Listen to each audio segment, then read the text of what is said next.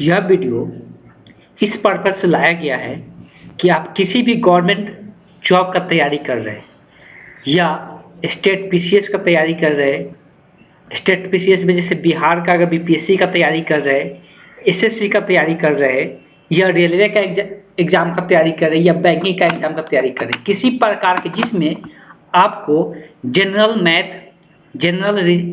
Math, reasoning, science का, general science का question, GK GS जितना भी पार्ट होगा सारे पार्ट को कवर कराया जाएगा क्वेश्चन के साथ। आप क्वेश्चन विथ डिस्कशन, जिससे आपको एक क्वेश्चन से 4 क्वेश्चन बनने वाला है, एक क्वेश्चन से 4 से अधिक भी क्वेश्चन यहाँ पे बताया समझाया जाएगा।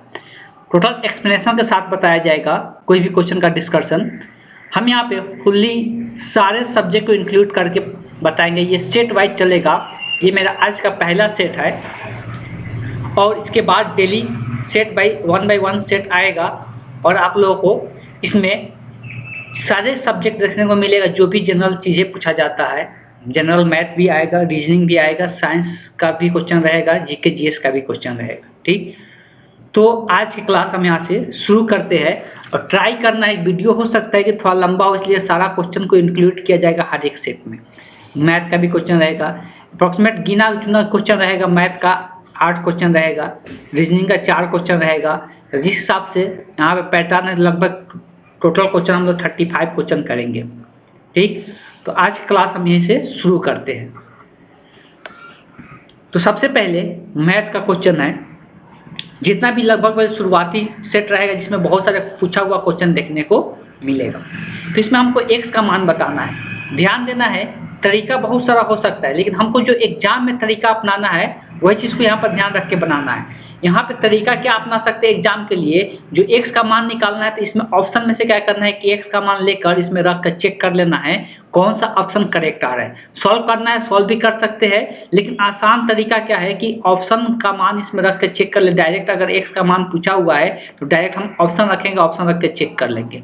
तो देखिए अगर 1 रखता है, हो सकता है किसी को उसमें ऑप्शन रखने में भी टाइम लगे, तो हो सकता है हम लोग क्या कर सकते हैं x का ही मान सॉल्व कर लेते हैं। जिसमें लगेगा कि ऑप्शन अगर 4 को ऑप्शन थोड़ा सा डिफिकल्ट ऑप्शन में समय लगेगा, तो उससे अच्छा है कि हम लोग क्या करें कि ऑप्शन ना रख के हम लोग x का मान ही सॉल्व कर लेते हैं। हमको x का मान सॉल्व करना है तो सबसे पहले ये रूट में दिया हुआ है 1 + 27/169 इजिकल टू 1 + x/13। सबसे पहले ये सिंप्लीफाई जितना ज़्यादा फास्ट कर सकते उतना ज़्यादा सही है। जब नीचे में यहाँ पे 1 है तो डायरेक्ट 169 यहाँ पे जाएगा तो 169 + 27 हो जाएगा डिवाइडेड बाई 169। इधर है 1 + x/13। अब इसको अगर 169 में 27 जोड़ेंगे तो कितना हो जाएगा, 196 हो जाएगा। कितना हो जाएगा, तो 196 हो जाएगा। ये दोनों का रूट होता है हमको पता है, तो डायरेक्ट हम उससे रूट से बाहर निकालेंगे तो 169 किसका। अब देखो हर एक नंबर का क्या याद होना चाहिए इस क्वेश्चन को बनाने के लिए, तो हर एक नंबर का हमको स्क्वायर, कम से कम 30 तक का स्क्वायर याद होना चाहिए। कभी भी कंपटीशन का अगर एग्जाम का तैयारी कर रहे हैं तो आप लोगों को कम से कम 30 नंबर तक का स्क्वायर जरूर पता होना चाहिए। तो 196 किसका स्क्वायर होता है, ये 14 का होता है और नीचे वाला 13 का होता है, तो रूट से बाहर निकल गया 1 + x/13। अब हमको x का मान निकालना है, 1 को इधर लेके आएंगे, 13 - 1 = x/13। तो 14 में से 14/13 में से 1 घटाएंगे तो यहाँ पर 13 आएगा, तो ये 1/13 बचेगा, x = 13। x से x कट गया तो यहाँ पर नीचे से नीचे x का मान कितना आ गया 1। तो इसका करेक्ट ऑप्शन क्या हो जाएगा, तो इसका correct option A is the correct option. अब देखो ये बीपीएससी टीचर वाले एग्जाम में पूछा हुआ क्वेश्चन है। इसमें दिक्कत क्या है कि उसमें ऑप्शन डी दिया हुआ था, लेकिन ऑप्शन डी इसका करेक्ट नहीं होगा। इसका 2 मान कभी भी सही नहीं होगा। और लॉजिक क्या अपनाया गया है 2 मान सही करने के लिए, यहाँ पर प्लस माइनस था। प्लस माइनस कब लिया जाता है, जब इधर स्क्वायर रहता तब इधर रूट लेके जाते तब प्लस माइनस साइन आता, लेकिन हम स्क्वायर इधर नहीं दिया था, पहले से ही रूट दिया हुआ था, इसलिए यहाँ पर 2 ऑप्शन इसका करेक्ट नहीं होगा। इसलिए सिर्फ option A is the correct option होगा। ठीक है, अगला क्वेश्चन पे चलते हैं। दूसरा क्वेश्चन दिया हुआ है कि किसी धातु के एक ठोस गोले की त्रिज्या दिया हुआ है। एक ठोस गोला कैसा, गोलाकार आकृति का है और इसे 4 मिलीमीटर व्यास का कितना लंबा तार खींचा जा सकता है। अब देखो कितना लंबा तार बनाया जा सकता है, वही क्वेश्चन पूछा है। कभी भी एक पदार्थ को दूसरे पदार्थ में परिवर्तित किया जाता है। एक पदार्थ के आकृति को उसका दूसरा आकृति बना दिया जाता है उसी पदार्थ से, तो उसका क्या चीज़ समान रहता है, तो उसका आयतन समान रहता है। इस बात को ध्यान में रखना है। जब भी एक का आकृति कोई दिया हुआ है उसको चेंज करके दूसरे आकृति का निर्माण किया जाता है तो उसका आयतन समान होता है। तो इसमें कॉन्सेप्ट में क्या याद रखना था, गोले का पहले बात किया जा रहा है, तो गोले का आयतन का फॉर्मूला सभी को ध्यान में होना चाहिए। तो गोले का आयतन का फॉर्मूला क्या होता है, 4/3 RQ होता है, जिसका त्रिज्या इतना दिया हुआ है। अब बात क्या किया जाए, बनाया क्या जा रहा है, तार बनाया जाता है। अब खींच के अगर तार बनाएंगे तो तार का आकृति हमेशा कैसा माना जाता है, तो ये तार का आकृति हमेशा बेलन का आकृति का होता है, सिलेंडर आकार का होता है। तो बेलन का अगर आयतन का बात करेंगे तो बेलन का आयतन हम लोग को याद होना चाहिए। तो बेलन का आयतन अगर इसका लंबाई L है या लंबाई H मान लेते हैं तो बेलन का आयतन क्या लिखा जाता है, तो बेलन का आयतन होता है πr² लिखा जाता है। ये दोनों आयतन क्या होगा, समान होगा जब भी अगर बात किया जा रहा है कि एक आकृति से दूसरा आकृति बनाया जा रहा है तब। अब मान रखते टाइम ध्यान देना है कि इसका त्रिज्या कुछ और है, इसका त्रिज्या कुछ और है, तो यहाँ पर हम कैपिटल R ले लेते हैं, यहाँ पे स्मॉल r ले लेते हैं। पाई से पाई तो पहले ही कट जाएगा, 4/3। अगर हम बात करते हैं किसके त्रिज्या का, तो हम बात कर रहे हैं गोले का त्रिज्या। गोले का त्रिज्या किस मात्रा में दिया हुआ है, तो सेंटीमीटर में दिया हुआ है। अब थोड़ा सा ध्यान यहाँ पे ये देना है कि आंसर क्या चीज़ में दिया हुआ है, तो आंसर हमको मीटर में दिया हुआ है। इसलिए हम लोग क्या करेंगे, अगर इसको सेंटीमीटर में लिखा हुआ है या तो इसको भी सेंटीमीटर में पहले चेंज कर ले, एक काम ऐसा कर सकते हैं, या इसको मीटर में चेंज कर सकते हैं, तो जो मन है वैसा कर सकते हैं, लेकिन बाद में हमको मीटर में आंसर निकालना है, इस चीज़ को जरूर गौर करना है। तो 3 है, तो 3 का अगर हम यहाँ पर क्यू करते हैं तो 3 को यहाँ पर 3 बार क्यू लिखना पड़ेगा, 3×3×3। अगर यहाँ पर r का मान करते तो इसका व्यास दिया हुआ है, त्रिज्या नहीं दिया हुआ है, तो इसका आधा इसका व्यास होगा तो 2 होगा। लेकिन किस में यूनिट में दिया हुआ, तो पहले 2 को मिलीमीटर में दिया हुआ था, मिलीमीटर को पहले सेंटीमीटर में चेंज करते हैं। मिली का मतलब होता है मिलीमीटर, तो मिली का मतलब होता है 10⁻³ इतना मीटर हो गया। सेंटीमीटर में चेंज करने के लिए मीटर को हम लोग क्या करते हैं, 100 से गुना करते हैं। 100 से गुना करेंगे तो ये 2 इसका घात खत्म हो जाएगा, ये 1/1000 होगा ना, तो इसको यहाँ पर 2 जीरो हो गया, 2 जीरो से 2 जीरो कट गया, तो 0.2 आ रहा है। कितना आ रहा है, 0.2 है, तो 0.2 यहाँ पे 2 बार लिखाएगा, इसलिए स्क्वायर 0.2 इंटू h का मान निकाल लेना है। 3 से 3 कट गया, पहले ये 0.2 है तो इसको दशमलव हटाने के लिए 1 10 यहाँ पे आएगा, दशमलव हटाने के लिए 1 10 यहाँ पे आएगा। अब जो कटने वाला है ये देखो, 2 से 2 दूना के 4 4 ये कट जाएगा, तो इधर क्या आ जाएगा 100 10×10×3×3, यही h का मान होगा। हमको यही लंबाई निकालना था, यही मान आ गया, लेकिन ये किस मात्रा में है, सेंटीमीटर में आएगा। और मीटर में चेंज करने के लिए हम लोग 100 से क्या करना पड़ता है, भाग करना पड़ता है। ये 100 से 10 10 दोनों कट जाएगा, h बराबर कितना आ गया 9 मीटर हो गया। इस तरह से करेक्ट ऑप्शन जो होगा कौन सा ऑप्शन हो जाएगा, तब 9 मीटर हो जाएगा। तो पहला चीज़ है यहाँ पे ध्यान में रखना है, गोले का आयतन का बात करते हैं तो बेलन के यहाँ पे आयतन का बात करते हैं, दोनों समान आयतन होगा, इसलिए कि इसका आकृति में परिवर्तन कर रहे हैं। और जब भी आकृति में परिवर्तन करते हैं तो उसका क्या चीज़ समान रहता है, तो आयतन समान रहता है। यही कॉन्सेप्ट रखना था। और दूसरा इसमें फार्मूला याद रखना था, फार्मूला याद रखेंगे तो क्वेश्चन बन जाएगा। 3 नंबर क्वेश्चन का बात किया जा रहा है। अब देखो ये है जो कि बोल सकते हैं कि ये क्या है, लाभ एंड हानि से क्वेश्चन है। अब इसको शॉर्टकट तरीका पता होना चाहिए। जब भी अगर क्वेश्चन में थोड़ा सा ध्यान क्या देना है, जब भी बोलेगा कि इतने कुर्सियों के विक्रय मूल्य के बराबर हानि हो गया, इतना कुर्सियों के क्रय मूल्य के बराबर लाभ हो गया, तो उसका बनाने का तरीका क्या है, सबसे पहले ध्यान में। यहाँ पर क्या चीज़ का बात हो रहा है कि ये हानि हुआ है, क्या हुआ है, हानि हुआ है। हमको पता है जो हानि का फॉर्मूला होता है वो क्या होता है, वो होता है SP मतलब CP बोलते हैं क्रय मूल्य को, और SP बोलते हैं विक्रय मूल्य को। तो हानि जो कैसे निकलता है, जब क्रय मूल्य होता है उसको क्या करते हैं, जो क्रय मूल्य होता है उसको विक्रय मूल्य को क्या करते हैं, घटा देते हैं, तो यही हानि होता है। हानि जो दिया हुआ है वो हानि कितना दिया हुआ है, तो बोला है कि हानि 6 कुर्सियों के क्रय मूल्य के बराबर हानि हुआ है। तो 6 कुर्सी था, 6 क्रय मूल्य के, क्रय मूल्य मतलब क्या, SP, तो 6 XP के बराबर सामान बेचे कितना है, तो 30 कुर्सी, तो 30 CP हो जाएगा।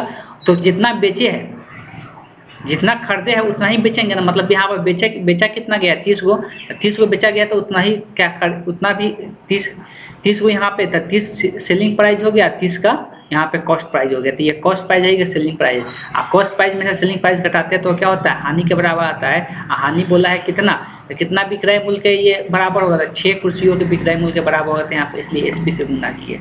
यह अगर यहाँ पर बोलता कि CP के मतलब क्रय मूल्य के बराबर, 6 कुर्सियों के क्रय मूल्य के बराबर होता, तो यहाँ पर 6 Cp लिखते हैं, ठीक है। अब इसी को हमको रेशियो निकालना रहता है Sp और Cp का। Sp और Cp का रेशियो निकालना है। 6 Sp इधर है और इधर 30 Sp है। Sp वाला को एक तरफ करेंगे तभी जाकर रेशियो निकाल सकते हैं। तो ये कितना आ जाएगा 36 Sp बराबर 30 Cp। रेशियो लेना है तो Sp बटे Cp इधर लेके आ जाते हैं, इधर 36 इधर गुना में इधर जाएगा तो भाग में, और ये काट लेंगे तब 5 बार में, ये 6 बार में। तो Sp बाई Cp का जो रेशियो आया वो कितना आया 5/6 हो गया। इसका मतलब ये है हानि हुआ है, इसका मतलब ये क्या है क्रय मूल्य क्या है ज़्यादा है, और मतलब यहाँ पे क्या है कॉस्ट ज़्यादा है और सेलिंग प्राइस क्या है कम है। तो कॉस्ट ज़्यादा है और सेलिंग प्राइस कम है तो क्या होगा, तो यहाँ से कंपेयर करेंगे तो Sp कितना है, Sp है 6 5 और Cp है 6। अब जैसे Cp ज़्यादा होगा इसलिए कि हानि हुआ है। अब परसेंटेज निकालना है, हानि का परसेंटेज निकालना है। परसेंटेज हानि का जो फार्मूला होता है वो क्या होता है, परसेंटेज हानि का फार्मूला होता है Cp minus Sp divided by Cp। अब देखो हानि लाभ हानि निकालो या परसेंटेज हानि निकालो या लाभ निकालो, नीचे में हमेशा क्या होता है Cp होता है, लेकिन लाभ होता है तो Sp माइनस Cp हो जाता है, लेकिन हानि है तो Cp माइनस Sp हो जाएगा। तो Cp हम लोग कितना यहाँ पर मान रहे हैं 6 और Sp है 5, तो क्या 6 में से 1 घटेगा तो कितने का हानि हो रहा है 1 का, और डिवाइडेड बाई Cp कितना है 6 है तो 6 लिख दिया, गुने क्या कर देना है 100 कर देना है। परसेंटेज निकालने के लिए 100 से गुना करते हैं तो ये आ जाएगा 3 है, ये हो जाएगा 50, ये कितना आ गया 50/3%। इसको अगर पूर्णांक में चेंज करेंगे तो 16 3 48 होता है, तो क्या आ जाएगा 16 टाइम में, और 16 3 48 और 2 50 हो जाएगा, तो यही पूर्णांक के रूप में 16/2/3 हो जाएगा। इसका जो करेक्ट ऑप्शन होगा option C is the correct option. चलिए चलते हैं नेक्स्ट क्वेश्चन पे। आगे जो क्वेश्चन है 2 अंकों की। अब देखो ऐसा जब भी क्वेश्चन देना और डायरेक्ट संख्या पूछे तो हमेशा ऑप्शन से बनाना है, बहुत कम समय लगेगा, आसानी से आंसर बता सकते हैं।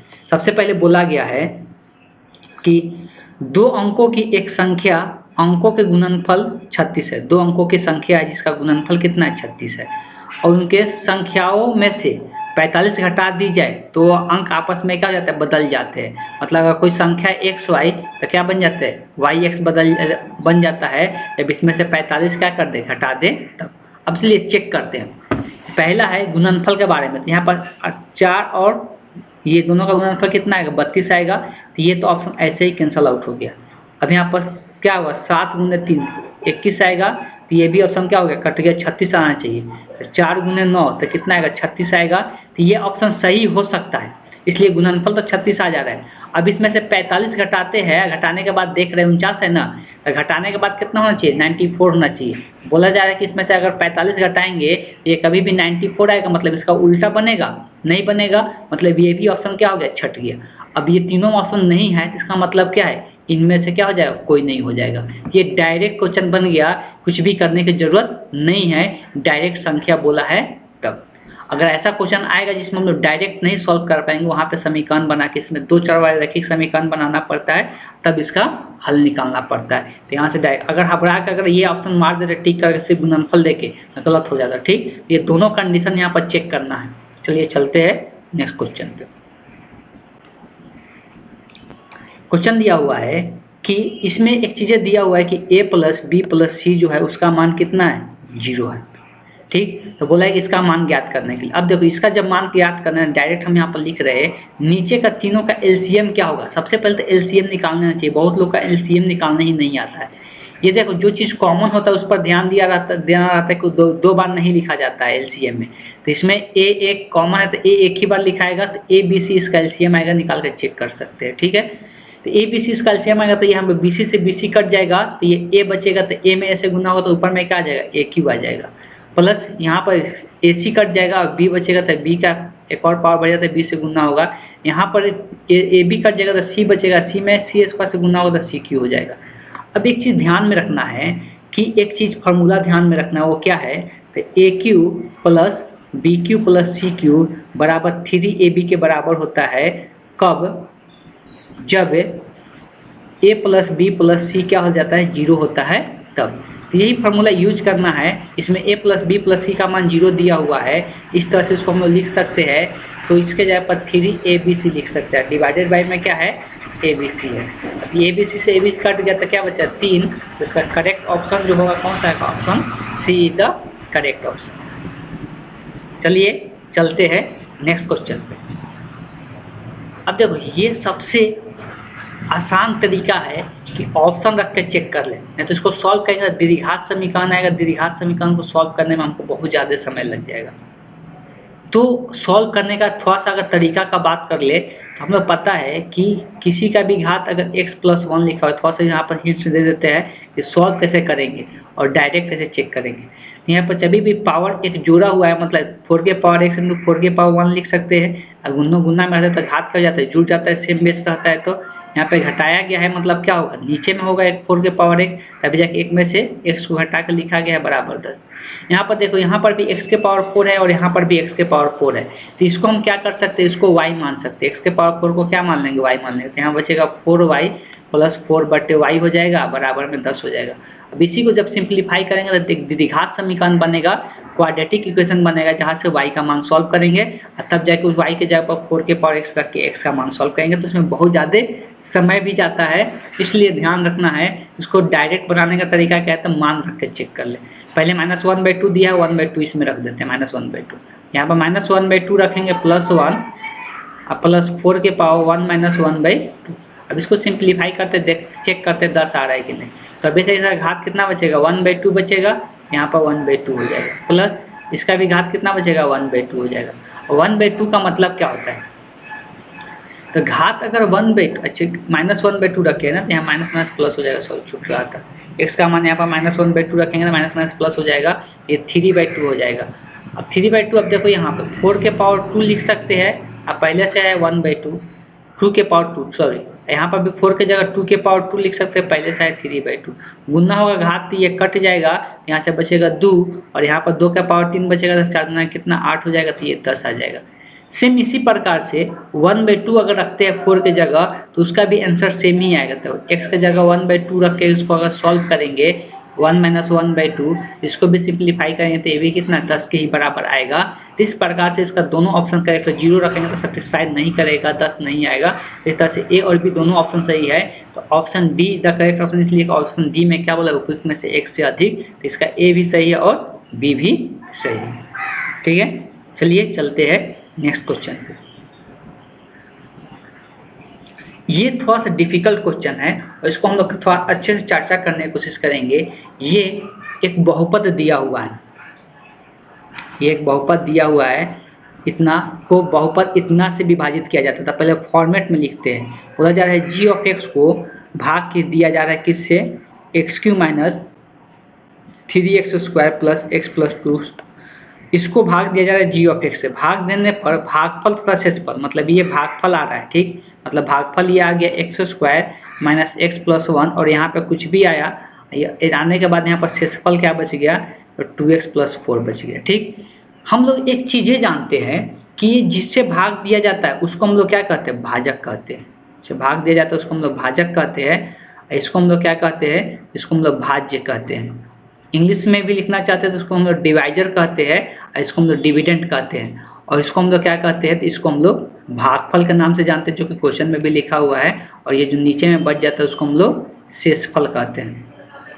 ठीक है, एक चीज़ हम लोग जानते हैं, जो भाज्य होता है, तो भाज्य बराबर लिखा जाता है, ये बचपन में ही पढ़ा जाता है, भाजक गुने भागफल, भाजक गुने भागफल प्लस में शेषफल। ये फॉर्मूला सभी को ध्यान में होना चाहिए। तो यहाँ पर भाजक दिया हुआ, हमको यहाँ से जी ऑफ एक्स का मान निकालना है, ये चीज़ ध्यान में रखना है। तो हमको यहाँ से भाज्य दिया हुआ है, भाज्य क्या दिया हुआ है, x³ - 3x² प्लस x+2 दिया हुआ है, और भाजक भी दिया हुआ है, भाजक क्या है, जी ऑफ एक्स है, हमको जी ऑफ एक्स ही निकालना है गुने भागफल। तो भागफल कितना है, तो x² - x+1 है, और शेषफल कितना है, तो -2x + 4 है। तो हमको जी ऑफ एक्स का मान निकालना है, तो ये इधर पूरा जाएगा, तो जो भी साइन होगा चेंज हो जाएगा। इधर पहले से है x³ - 3x² प्लस x+2 है, उधर से ये -2x आएगा इधर, तो +2x बन जाएगा, और प्लस में 4 था माइनस में 4 हो जाएगा। जी of X into x² - x+1 हो गया। अब इसको सिंप्लीफाई करेंगे तो क्या आ जाएगा, x³ - 3x² प्लस 3x हो जाएगा जुड़ के, -2 बचेगा बराबर G of X into X square minus X plus 1, ये इधर गुना में इधर जाएगा तो भाग में। चलिए इसको यहाँ पर जगह लेकर लिखते हैं।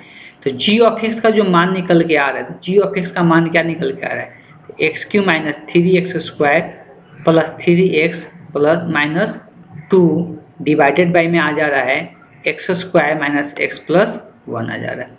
अब इसको बहुत सारे तरीका है, आसान तरीका भी अपना सकते हैं। अगर यहाँ देखा जाए ऑप्शन के साथ मैच भी कराना है, और यहाँ पे नीचे वाला का कोई गुणनखंड हो सकता है क्या, देखकर लग रहा है कोई गुणनखंड हम लोग ला सकते हैं।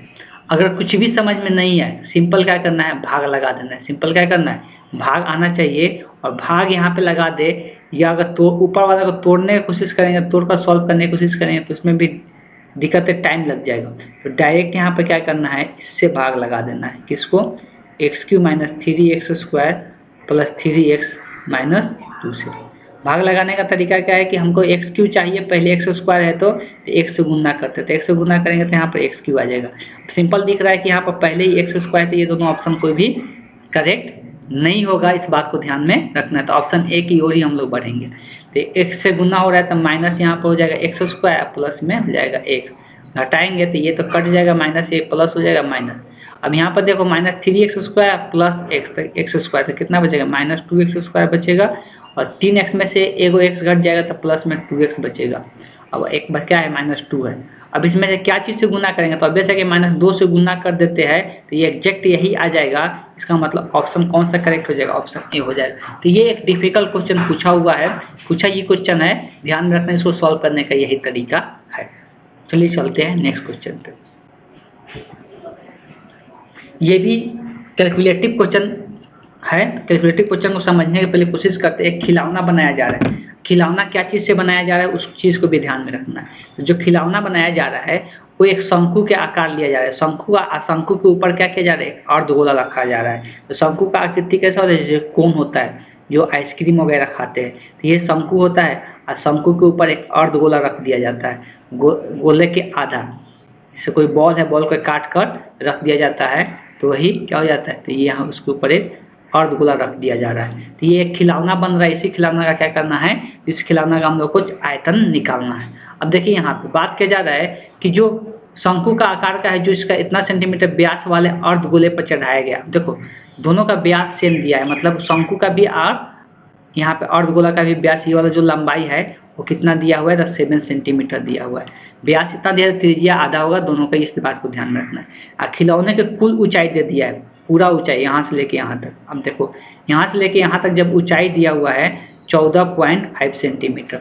अब देखो यहाँ पे खाली हमको शंकु का ऊंचाई कैसे पता चलेगा, तो अभ्यास है कि ये जो त्रिज्या, ये भी तो त्रिज्या ही बनता है ना, ये अर्धगोला है तो ये वाला त्रिज्या, तो ये भी त्रिज्या होगा। तो अभ्यास है कि ये त्रिज्या जो होगा ये पूरा 7 है, तो आधा कितना होगा, 7/2, तो 7/2 कितना बचता है, 3.5।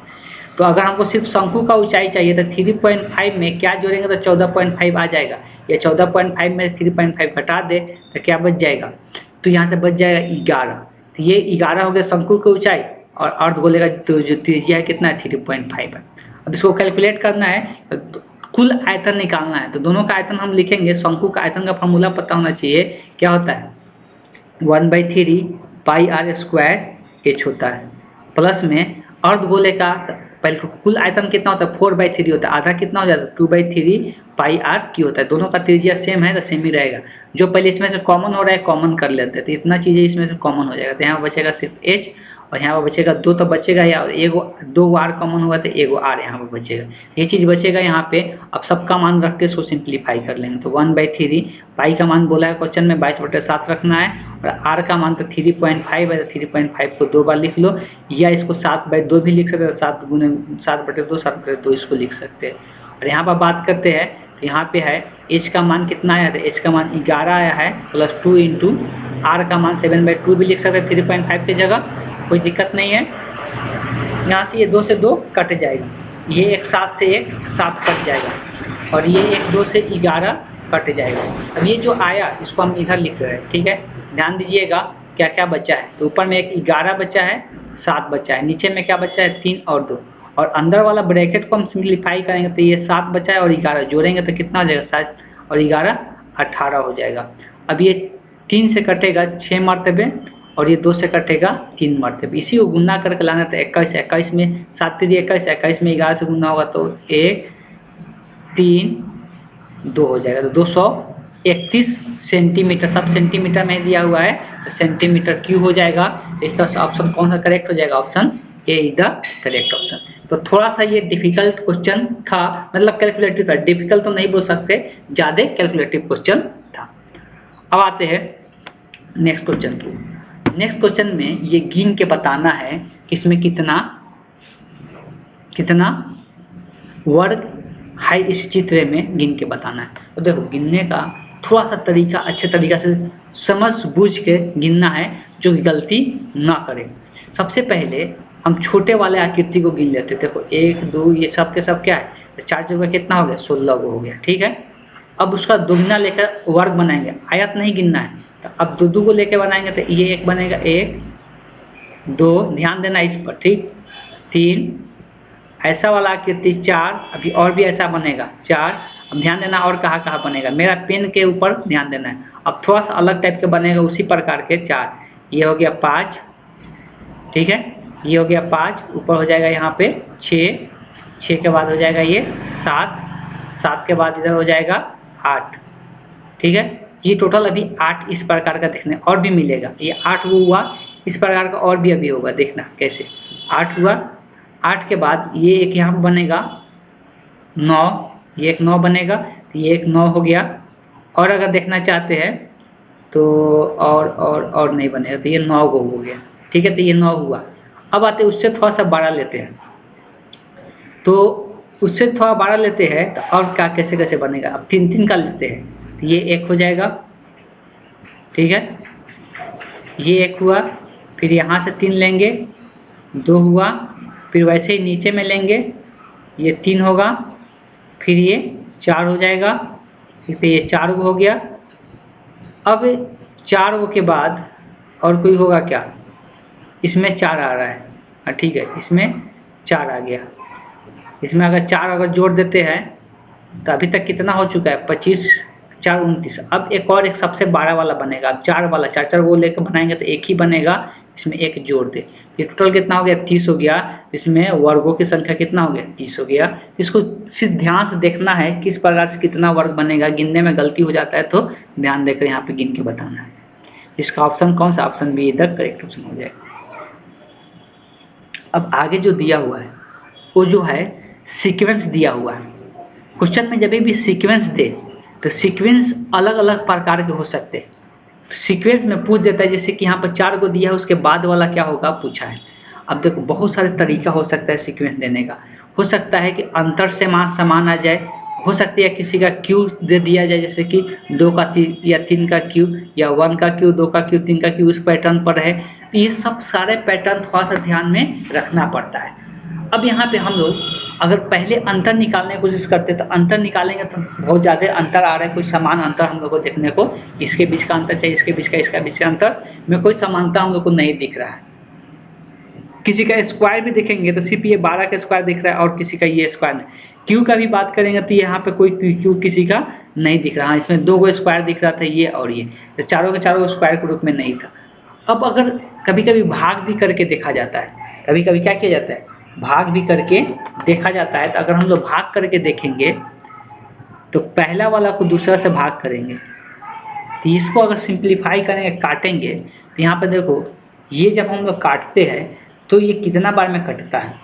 एक संख्या है जिससे अगर काटेंगे, पहले छोटा छोटा काटने की कोशिश करेंगे तो ये कटेगा 3 मरतबे। ये 3 मरतबे किससे कटेगा? तो थोड़ा सा ध्यान में रखना है कि ये कितना है।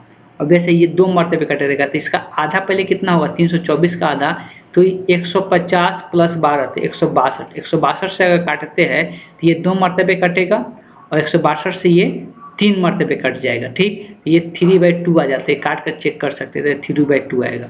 वैसे ही अब दूसरा और तीसरे के साथ लेते हैं।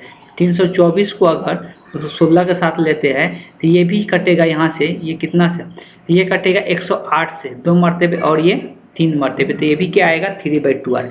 मतलब क्या देखने को मिल रहा है? अगर इसको भी लेते हैं 216 को 144 से भाग लगाते हैं तो ये कटेगा 72 से 2 मरतबे या 3 मरतबे, तो ये 7/2 हो जाएगा। तो सब 7/2 ही आ रहा है, मतलब इसका भी रेशियो मान लो जो निकालना है इसको x मान लेते हैं, इसका भी रेशियो कितना आएगा 3/2 ही आना चाहिए। अब यहाँ से वही x का मान सॉल्व कर ले, तो x का मान सॉल्व करने के पहले तो ये ऊपर से ऊपर कट रहा है तो काट दो, कितना 3 चौका 12, 4 मरतबे 2 बचेगा, 8 3 के 24।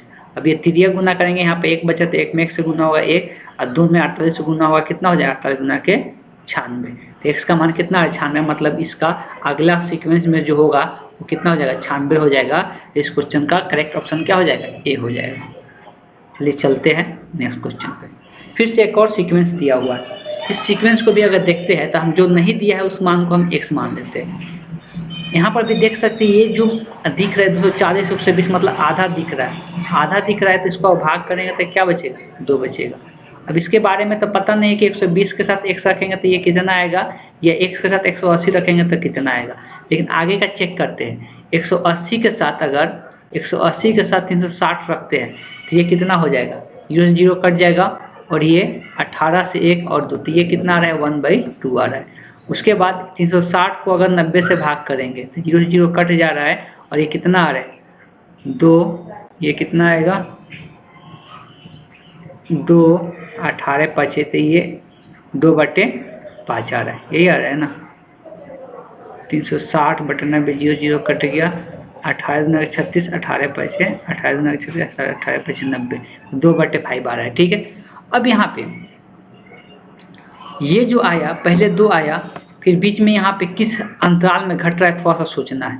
तो ये 1.5, अब यहाँ पे देखिए 120 दिया है तो 120 में 120 से भाग करेंगे तो कितना आएगा 1 आएगा। ठीक, अगर 150 यहाँ पर दिया हुआ है, अच्छा यहाँ पे कुछ मिस्टेक तो नहीं हो रहा है ना, 360/18 गुना 36 18 % 18 गुना 36 18 2/5, ये 0.4 आ रहा है ना,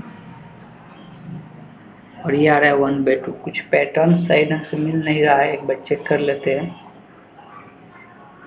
तो पहला जो है ये दोनों का अंतर डिवाइड कर रहे तो 22 2 आ रहा है। उसके बाद 5/2, अच्छा यहाँ पर ठीक है उल्टा आ रहा है ना, इसको सीधा करते हैं, इधर से चेक करते हैं, इधर में ज़्यादा संख्या दिया है ना तो इधर से चेक करते हैं, 9/360 चेक करते हैं, तो 0 0 कट गया, ये 2 मरतबे ये 5 मरतबे तो ये 2.5 आएगा। ठीक है, उसके बाद वाला चेक करते हैं 360 बट ये ज़्यादा इधर संख्या दिए तो इधर चेक करते हैं, ये 2 से 2 कट जाएगा और ये 18 से 2 ना 18 से 2 मरतबे तो ये 2 आ रहा है, मतलब 0.5 का कमी हो रहा है। अब जो है 180 है, 180 में 1 से भाग करेंगे तो 2 कितना से कमी हो रहा है 0.2 से कमी हो रहा है, तो यहाँ पर 2.5 आया था, यहाँ पर 2 आया था, इसके बाद क्या 1.5 आना चाहिए। 1.5 आएगा तो यहाँ से x का मान जो निकालेंगे कितना हो जाएगा 10 लिख देते तो 3 और ये 2, तो 3 से ये कटेगा कितना 60 बार में और 2 से गुना हो जाएगा तो x का मान कितना हो जाएगा 120 हो जाएगा। इस तरह से मतलब यहाँ पे x का मान कितना रखना पड़ेगा 120 रखना पड़ेगा, तो ये 1.5 का अंतर आएगा। उसके बाद 120/120 करेंगे तो इसके बाद 1 आना चाहिए और उसके बाद 1/2 आना चाहिए, 0.5 से कट रहा है तो 120/240 करेंगे तो ये कट के 1/2 आएगा। तो सब जगह क्या देखने को मिले 0.5 से ये घट रहा था, इधर से देखेंगे ना 0.5 से ये क्या हो रहा था बढ़ रहा था। ठीक, दोनों तरीका से भी हम लोग चेक कर सकते हैं। इस तरह से इसका करेक्ट ऑप्शन जो होगा ऑप्शन क्या हो जाएगा ए हो जाएगा। रीजनिंग के क्वेश्चन में कोई भी पैटर्न वाला क्वेश्चन आता है, श्रेणी वाला क्वेश्चन आता है, तो श्रेणी वाला क्वेश्चन हमेशा थोड़ा ध्यान देके कि भाग करने से आ रहा है कि किसी संख्या से गुणा करके आ रहा है, इस चीज़ को थोड़ा ध्यान देना पड़ता है। अब ये क्वेश्चन देखिए, इस क्वेश्चन में सबसे पहला हर एक अल्फ़ाबेट का नंबर याद होना चाहिए, तभी जाकर इस प्रकार क्वेश्चन को हम लोग बना सकते हैं।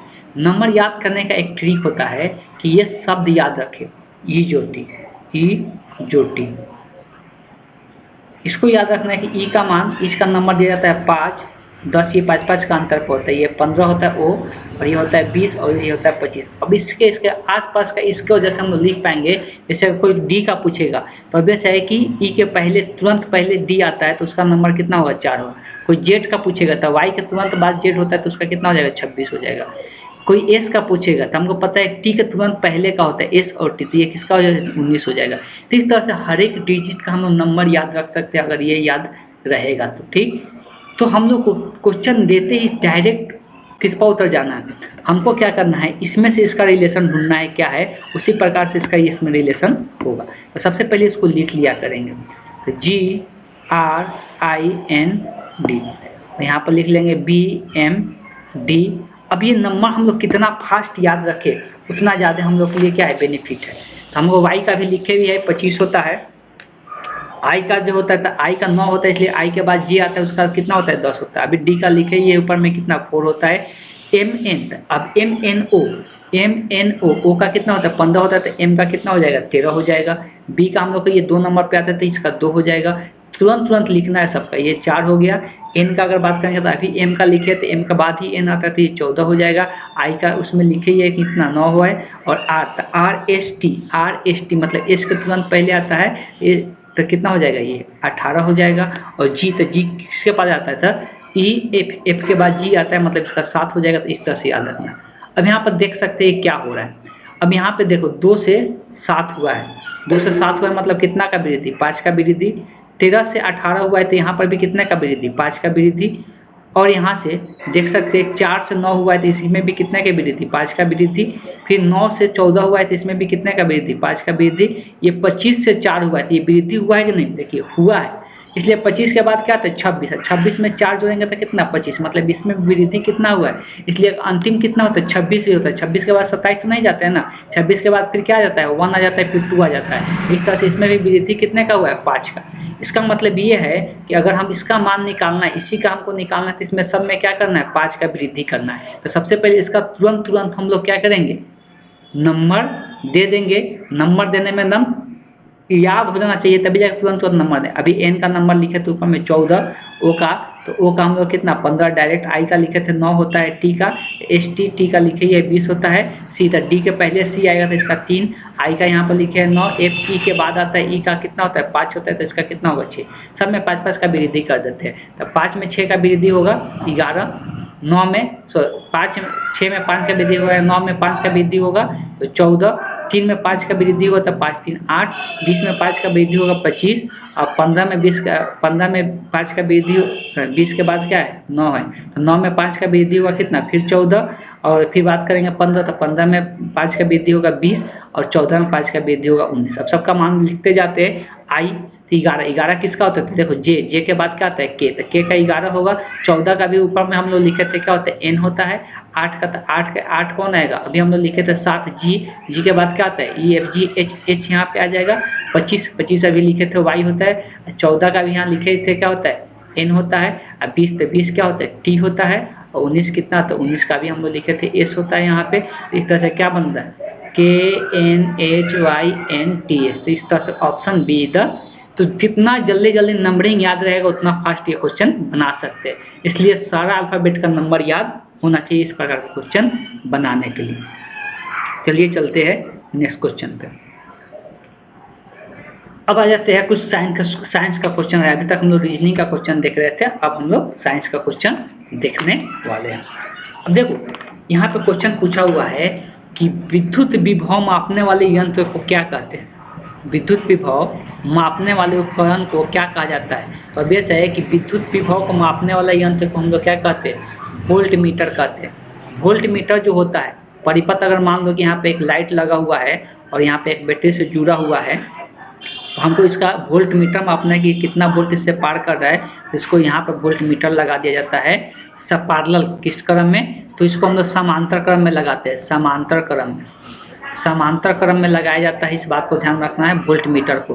वोल्ट मीटर को ऐसा भी पूछ जाता है किस क्रम में जोड़ा जाता है, तो समांतर क्रम में जोड़ा जाता है। और ये किसको, तो विद्युत विभव मापने का काम करता है। इसका करेक्ट ऑप्शन क्या हो जाएगा सी हो जाएगा।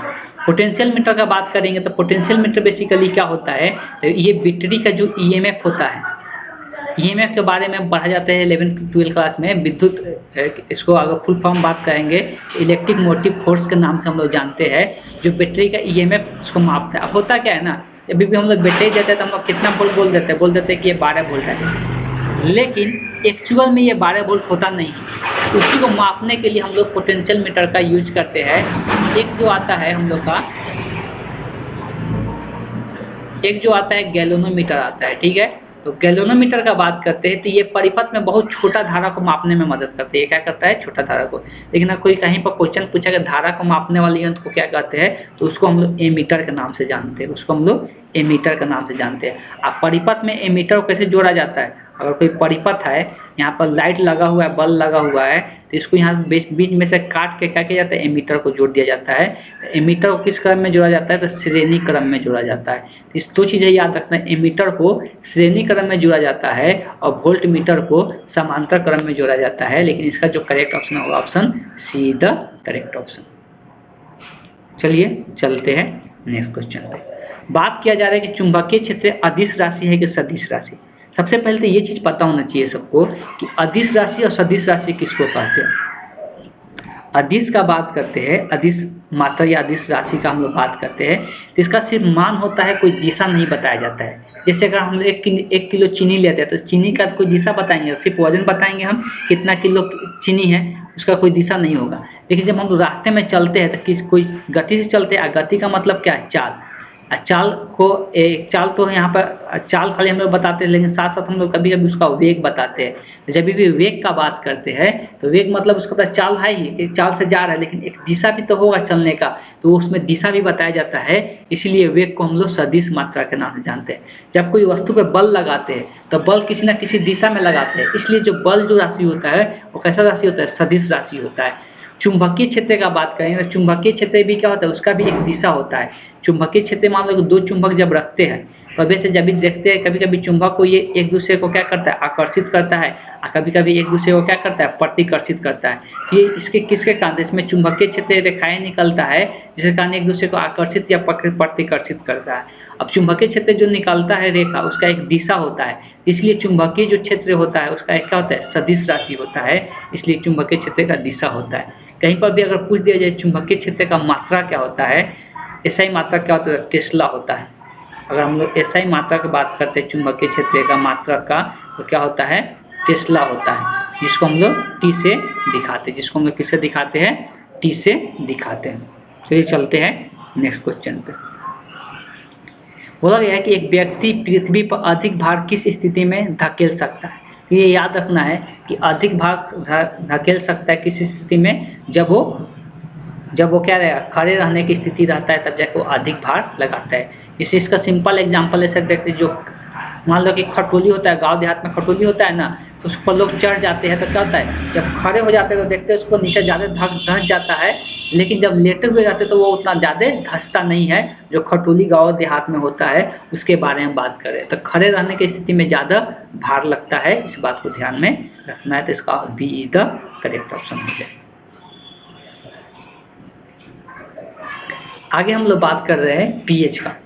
तो पीएच का जब भी बात किया जाता है तो पीएच एक स्केल होता है जो क्या करता है, ये पदार्थ को बताता है कि कोई पदार्थ अम्लीय है या क्षारीय है। ये क्या बताता है कि कोई पदार्थ अम्लीय है या क्षारीय। जितना भी पदार्थ होता है ना, उसको तीन अवस्था में, अवस्था नहीं बोल सकते यहाँ पर, तीन उसको स्वाद के दृष्टि से बोल सकते हैं। तीन भागों में बांट दिया गया है, अम्लीय, क्षारीय और लवणीय। ठीक है, अम्लीय, क्षारीय और लवण, ये तीन अवस्था में बांटा गया है। तो हम लोग पीएच स्केल यूज करते हैं कोई पदार्थ को जानने के लिए कि वो अम्लीय है कि क्षारीय है। कोई पदार्थ को ये जानने के लिए कि अम्लीय है कि क्षारीय है, इस चीज़ को जानने के लिए हम लोग पीएच स्केल का यूज करते हैं। तो पीएच स्केल एक मापने का यंत्र होता है जो बताता है कोई पदार्थ अम्लीय है कि क्षारीय है। पीएच स्केल जो स्टार्ट होता है वो 0 से शुरू होता है और अंत कहाँ पे होता है, 14 तक होता है। तो कोई भी पदार्थ अगर बीच में यहाँ पर 7 आता है, तो कोई भी पदार्थ अगर 0 से लेकर 7 के बीच तक जिस पदार्थ का पीएच मान, तो ये अम्लीय होता है। जिस पदार्थ का पीएच मान 0 से लेकर 7 तक होता है वो अम्लीय होता है, और जिस पदार्थ का पीएच मान कितना से कितना 7 से 14 होता है वो क्षारीय होता है। 7 से 14 जो होता है वो क्षारीय होता है। और जिस पदार्थ का पीएच मान 7 होता है वो न्यूट्रल होता है, वो उदासीन होता है। वो उदासीन होता है, इस बात को ध्यान में रखना है। तो जो जल होता है ना, शुद्ध जल, उसका पीएच मान हमेशा कितना होता है, 7 होता है, जो कि उदासीन माना जाता है। अम्लीय पदार्थ खाने में हम लोग खट्टा लगता है और क्षारीय पदार्थ हम लोग को कड़वा लगता है। तो इस स्वाद का बात हो गया, स्वाद से पता करना है तो अम्लीय पदार्थ खट्टा लगता है और क्षारीय पदार्थ जो होता है वो क्या कड़वा लगता है खाने में। बात करते हैं कि अगर बात किया जाता है यहाँ पे कि पीएच मान किसका 7 से अधिक होता है, तो 7 से अधिक उसी का होगा क्षारीय पदार्थ का। किसका होगा, क्षारीय पदार्थ का।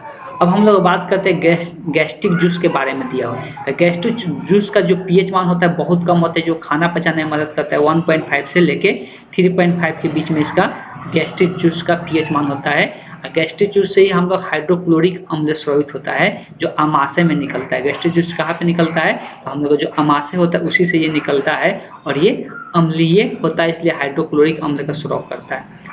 रक्त प्लाज्मा का बात करेंगे तो ये क्षारीय पदार्थ होता है। रक्त प्लाज्मा क्षारीय पदार्थ होता है, जिसका पीएच मान का अगर बात करेंगे 3.6 से लेके 7.42 तक वैरी करता है। तो अभी से इसका 7 से अधिक है, तो ये कैसा पदार्थ है, क्षारीय पदार्थ है, और क्षारीय पदार्थ का पीएच मान हमेशा 7 से अधिक होता है। सिरका का बात करेंगे तो जो अचार वगैरह में यूज किया जाता है, सिरका का बात करेंगे तो जो अचार में यूज किया जाता है, ये सिरका हम लोग पता है कि अचार खट्टा लगता है, तो ये भी क्या होता है, अम्लीय पदार्थ होता है, और अम्लीय पदार्थ है तो 7 से कम रहेगा। तो 2.4 से लगभग कितना तक रहता है, ये 3.4 तक देखने को मिलता है इसका पीएच मान। ठीक, जो इससे रिलेटेड जो इम्पोर्टेंट क्वेश्चन पूछा जाता है, एक तो पूछा जाता है कि अगर कोई पदार्थ अम्लीय रहेगा उसको हम लोग लिटमस पेपर से चेक कर सकते हैं। कैसे, अगर लिटमस पेपर नीला लिटमस पेपर है, अगर नीला से क्या हो जाता है, लाल हो जाता है, अगर उस पर वो पदार्थ में डुबाएंगे पेपर को, तो नीला से अगर लाल हो जाता है तो कैसा पदार्थ होगा, अम्लीय पदार्थ होगा। और क्षारीय पदार्थ, यह क्षारीय पदार्थ कब होता है, जब लाल लिटमस पेपर को क्या करते हैं, डुबाते हैं उस पदार्थ में, तो लाल से बदल के क्या हो जाता है, नीला हो जाता है। इसका मतलब वो जो पदार्थ है वो कैसा है, तो जो पदार्थ वो क्षारीय पदार्थ है। ये चीज़ को भी ध्यान में सभी को, जितना चीज़ें हम बोलते जा रहे हैं, नोट डाउन कराते जा रहे हैं, वो जरूर लिखते चलना है, जिससे कि हम लोग को रिवीजन होते रहे उस नोटबुक से। ठीक, इतना क्वेश्चन करा देंगे आप लोगों को, हर एक टॉपिक आप लोग का रिवीजन हो जाएगा।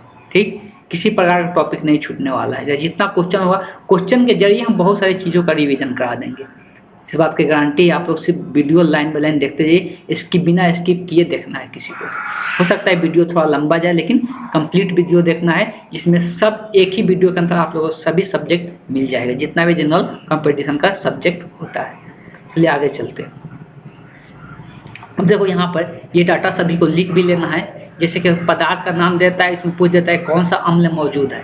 तो नारंगी या नींबू का बात करेंगे तो इसमें कौन सा अम्ल होता है, सिट्रिक अम्ल होता है। ठीक, सेब का अगर बात करेंगे तो इसमें मैलिक अम्ल होता है। सिरका का बात करेंगे तो एसिटिक अम्ल इसमें पाया जाता है। दही का बात करेंगे तो ये डायरेक्ट पूछ देता है कि दही में कौन सा अम्ल पाया जाता है, लैक्टिक अम्ल होता है। टमाटर या पालक में डायरेक्ट पूछा जाता है, ये क्वेश्चन बहुत बार पूछा भी जाता है, तो ऑक्जेलिक अम्ल होता है। गैस्ट्रिक जूस में कौन सा अम्ल होता है, तभी हम लोग देखें हाइड्रोक्लोरिक अम्ल होता है। अंगूर या इमली में कौन सा अम्ल होता है, तो टैनिक अम्ल होता है। लाल चींटी जो होता है उसमें कौन सा अम्ल होता है, तो फॉर्मिक अम्ल होता है। और कुछ हम लोग क्षारीय पदार्थ का बात करें तो चूने का जो पानी होता है वो क्षारीय होता है। और कौन सा उसमें पदार्थ होता है चूना पानी में, तो कैल्शियम हाइड्रोक्साइड होता है।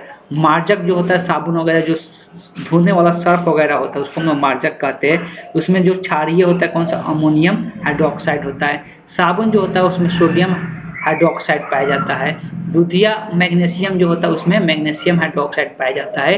ये सब डायरेक्ट क्वेश्चन पूछा जाता है, इसलिए ये तो अम्ल वाला तो जरूर याद रखना है, ये सब बहुत बार पूछा जाता है क्वेश्चन। ठीक, तो ये आप लोग को पूरा डाटा मिल गया जो आप लोग लिख कर याद कर सकते हैं। चलिए चलते हैं नेक्स्ट क्वेश्चन की ओर। आगे हम लोग बात करें सूक्ष्म बुझे हुए चूने पर क्लोरीन गैस की क्रियाक्रम। अब इसको याद रखने वाली चीज़ है, ये सब अभी क्रिया जब भी पूछता है ये सब याद रखने वाला चीज़ है कि अगर शुष्क बुझा हुआ चूना है,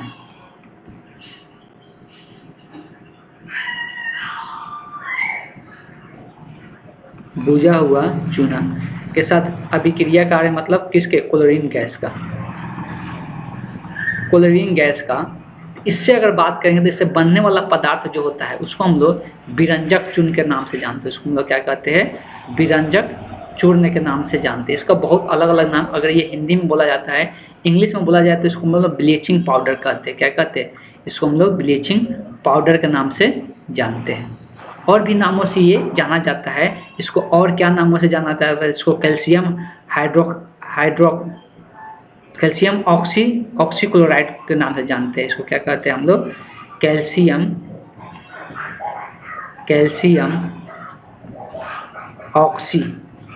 ऑक्सीक्लोराइड, कैल्शियम ऑक्सीक्लोराइड के भी नाम से हम लोग जानते हैं। ठीक, इसका अगर कोई सूत्र का बात किया जाए तो सूत्र इसका हो जाता है CaOH2 हो जाता है। CaOH2 होता है, तो यही होता है विरंजक चूर्ण का सूत्र। कभी कभी काली चूना का सूत्र बोल दिया जाए। काली चूना का सूत्र जो होता है, काली या सिंपल अगर चूना बोला जाए, शुष्क बुझा हुआ चूना नहीं, सिंपल चूना बोलते हैं, तो उसका स्ट्रक्चर कैसा होता है? COO होता है। ठीक, सॉरी ये किसका सूत्र लिख देता है? शुष्क बुझा हुआ चूना का सूत्र लिख दिए। ये जो को ब्लीचिंग पाउडर होता है उसका जो सूत्र होता है CaOCl2 होता है। ये ब्लीचिंग पाउडर का सूत्र होता है। चूना सिंपल बोला जाए तो COO होता है, कैल्शियम ऑक्साइड होता है। ठीक, इसी प्रकार से तो इसका करेक्ट ऑप्शन कौन सा हो जाएगा? Option B the correct option. आगे बात किया जा रहा है कि अगर लोहे का बुरादा किसमें मिलाया जा रहा है? लोहे का बुरादा हाइड्रोक्लोरिक अम्ल है। हाइड्रोक्लोरिक अम्ल को हम HCl से दर्शाते हैं। किससे दर्शाते हैं? HCl में अगर लोहे का जो बुरादा है, बुका हुआ चूना, जिसको आयरन हम लोग दिखाते हैं, इसको हिंदी में हम इंग्लिश में आयरन कहते हैं, जब इसके साथ अभिक्रिया जाया जाता है फेरस क्लोराइड का निर्माण होता है। साथ में साथ ऑक्सीजन गैस निकलता है। ये क्या होता है? तो फेरस क्लोराइड का निर्माण होता है। फेरस क्लोराइड का निर्माण होता है। ये फेरस क्लोराइड का निर्माण होता है। फेरस क्लोराइड को ही हम लोग दूसरे नाम से क्या जानेंगे? तो दूसरे नाम से हम लोग आयरन क्लोराइड भी बोलेंगे। क्या बोलेंगे? इसको आयरन क्लोराइड के नाम से भी जानेंगे। तो इसको हम लोग आयरन क्लोराइड भी कहते हैं। यही है हाइड्रोक्लोरिक अम्ल, अभी पीछे भी हम लोग देखे थे। और यह है आयरन, लोहे के बुरादे। जब ये दोनों के साथ अभिक्रिया कराया जाता है तो हाइड्रोजन गैस रिलीज होता है और फेरस क्लोराइड का निर्माण होता है। तो ऑप्शन कौन सा ऑप्शन सही हो जाएगा? Option A is the correct option. चलिए चलते हैं नेक्स्ट क्वेश्चन पे। आगे बात किया जा रहा है कि जो माता पिता से संतति में लक्षणों को पहुंचने की प्रक्रिया को पूछ रहा है, नाम क्या होता है? जो लक्षण माता पिता से, हमें पता है कि माता पिता का बात किया जाता है तो माता पिता का युग्मक बनता है। माता और पिता तो दोनों का युग्मक बनता है। युग्मक में हम लोग पता है कि युग्मक में क्या बनता है, तो यहाँ पर अगर इसमें भी 23-46 होता है, लेकिन आधा में बढ़ जाता है। ये चीज़ को ध्यान में रखना चाहिए। दोनों का युग्मक आपस में क्या होता है? मिल के फिर से 46 को बच्चे का निर्माण होता है, संतति का निर्माण होता है। तो दोनों का युग्मक आपस में मिल के संतति का निर्माण करते हैं। दोनों का गुण इसमें आता है। जो गुण आता है उसको हम लोग क्या कहते हैं? कौन सा गुण आता है? तो इसका जो जीन होता है, वही जीन क्या होता है? हस्तांतरित होकर उसके संतति में आता है। इसी गुणसूत्र के कारण से, इसी गुणसूत्र पर उपस्थित जीन जो होता है उसके संतति में ये गुण आता है। लेकिन यहाँ पर ये नहीं पूछा है कौन सा गुण, इसमें पूछा है इस प्रक्रिया को क्या कहते हैं। इस प्रक्रिया को अनुवांशिकता कहते हैं। इस प्रक्रिया को हम लोग क्या कहते हैं? इस प्रक्रिया को अनुवांशिकता कहते हैं। इसलिए इसका ऑप्शन कौन सा सही होगा? Option B the correct. अगर पूछता है कि कौन सा गुण जो हस्तांतरित होकर जाता है संतति में, तो तब आंसर होता है जीन, लेकिन प्रक्रिया का नाम पूछा है, इसलिए ऑप्शन कौन सा सही होगा? Option B the correct option, अनुवांशिकता हम लोग कहते हैं। इस बात को ध्यान में रखना है। अगला क्वेश्चन है, अंडाशय द्वारा कौन सा कार्य किया जाता है? देखो, अंडाशय जो होता है किसमें? ये महिलाओं में पाया जाता है, ठीक, स्त्रियों में पाया जाता है, या हम लोग बायोलॉजी की भाषा में बोलेंगे तो मादा में पाया जाता है। किसमें पाया जाता है? अंडाशय। अंडाशय जो हिस्सा होता है वो मादा का होता है।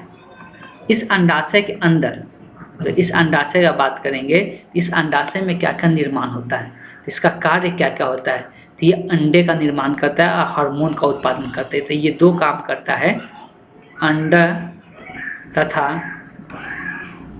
हार्मोन का उत्पादन करता है। इस बात को ध्यान रखना है कि अंडे का जो कि मंथली पीरियड के तहत, ये पीरियड के तहत हर एक मंथ का होता है, अंडाशय से अंड निकलता है, जिसको हम लोग डिम भी बोलते हैं। अंडाशय से अंड निकलता है, या इसको हम लोग डिम भी बोल सकते हैं। डिम निकलता है और यही डिम ये हर एक मंथ चलते रहता है, हर एक पीरियड के साथ हर एक मंथ ये निकलते रहता है। ये जो अंडाशय निकलता है महिलाओं में दो होता है, दो जोड़ी मतलब एक जोड़ी रहता है, मतलब दो गो रहता है। तो यहाँ पे एक जोड़ी रहता है, इस बात को ध्यान रखना। अंडाशय और उससे क्या निकलता है, तो उससे अंडे निकलता है। हर एक मंथ इसका एक निर्माण होता है अंडे का। ठीक, दूसरा है कि इसमें से हार्मोन भी स्रावित होता है। तो इसमें से जो हार्मोन स्रावित होता है वो दो प्रकार के हार्मोन निकलता है। इसमें जो हार्मोन निकलता है वो दो प्रकार के हार्मोन निकलता है। एक को बोलते हैं एस्ट्रोजन, एक को हम लोग क्या कहते हैं, एस्ट्रोजन हार्मोन। और दूसरा हार्मोन जो स्रावित होता है होता है प्रोजेस्टेरोन। प्रोजेस्टेरोन दूसरा जो हार्मोन स्रावित होता है उसको हम लोग प्रोजेस्टेरोन कहते हैं। ये दो प्रकार के हार्मोन स्रावित होता है। अगर बात करेंगे कि एस्ट्रोजन हार्मोन का काम क्या होता है, तो ये एस्ट्रोजन हार्मोन किस लिए अंडाशय से स्रावित होता है। तो ये स्त्रियों का स्तनों का विकास करता है। ये लिखने नहीं जा रहा, समझा दी, ये स्तनों का विकास करता है। ठीक, तो पहला काम करता है ये स्तनों का विकास करता है। मासिक धर्म मतलब पीरियड को नियंत्रित करता है, मतलब हर एक समय पर पीरियड आए, मासिक धर्म हो, उसको ये नियंत्रित करता है एस्ट्रोजन हार्मोन। यौन क्रिया को भी बढ़ावा देता है। ये क्या करता है, यौन क्रिया को भी बढ़ावा देता है। ये यौन क्रिया का बढ़ावा मतलब संबंध बनाने में ये मदद करता है, ये उसको बढ़ावा देता है। तो ये सब कुछ इसका एस्ट्रोजन हार्मोन का काम होता है। प्रोजेस्टेरोन हार्मोन का बात करेंगे, ये महिलाओं में प्रोजेस्टेरोन जो हार्मोन होता है ये गर्भाशय जो होता है जहाँ पे बच्चा पलता है उसी के दीवार के ये स्थिति का नियंत्रण करता है। मतलब उसका जो दीवार होता है, आंतरिक परत होता है, उसको नियंत्रित करने का काम करता है कौन, प्रोजेस्टेरोन हार्मोन। ठीक, इस प्रकार से ये दोनों काम करता है। अब क्वेश्चन में पूछा गया है कि अंडाशय किसका किसका कौन सा कार्य करता है। यही वही डिम का निर्माण, डिम मतलब अंडे का निर्माण करता है, प्रोजेस्टेरोन का भी निर्माण करता है, एस्ट्रोजन का भी निर्माण करता है। तो इसका तीनों ऑप्शन करेक्ट है, इसलिए कौन सा ऑप्शन सही हो जाएगा, option D is the correct option हो जाएगा। चलिए चलते हैं नेक्स्ट क्वेश्चन पे। बाढ़ को रोकने के लिए सबसे उत्तम विधि क्या है। देखो बार बार ये बताया जाता है कि बाढ़ को रोकने के लिए सबसे उत्तम विधि क्या है। तो इसके लिए क्या विधि है, तो वनारोपण। क्या करना चाहिए, वनारोपण करना चाहिए। तो बाढ़ तभी रुकेगा जब हम लोग वन को लगाएंगे। ठीक, वन के जितना वन लगाएंगे वो बाढ़ को रोकने का काम करेगा। चराई कर देंगे तो ये खत्म हो जाएगा, घास हो गया तो और उससे बाढ़ आएगा। इसलिए कि ये मिट्टी का कटाव ज़्यादा करेगा, और मिट्टी का कटाव होगा तब ऐसा कि बाढ़ आएगा। लेकिन वन रोपण क्या करता है, मिट्टी के कटाव को क्या कर देता है, रोक देता है। वन रोपण क्या करता है, मिट्टी के कटाव को रोक देता है। इसी कारण से वन रोपण करना चाहिए। वन मूलन का मतलब होता है वनों को काटना। तो अभी से कि वन को काटेंगे तो क्या होगा, वन खत्म होगा तब हम लोग मिट्टी के कटाव को नहीं रोक पाएंगे, जिससे बाढ़ आएगा।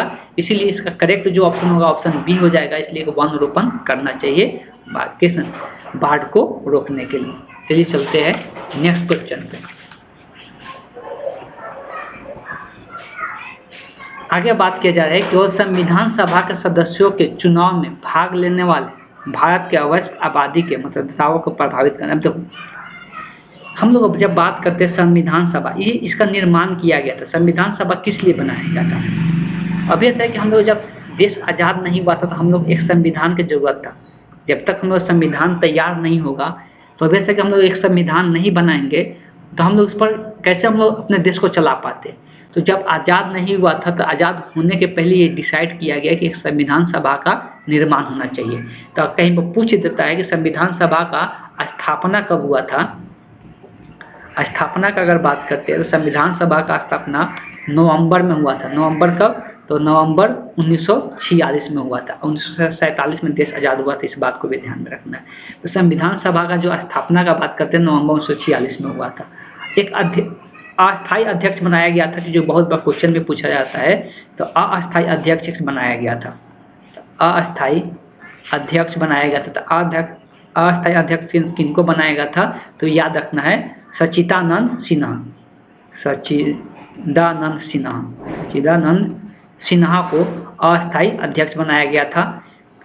अगर बात करते हैं कि अध्यक्ष किनको चुना गया, उसके बाद अध्यक्ष चुन लिया गया किनको, तो अध्यक्ष का बात करेंगे तो संविधान सभा का जो अध्यक्ष चुना गया उनको डॉक्टर राजेंद्र प्रसाद को। किनको, डॉक्टर राजेंद्र प्रसाद को ये संविधान सभा का अध्यक्ष चुना गया।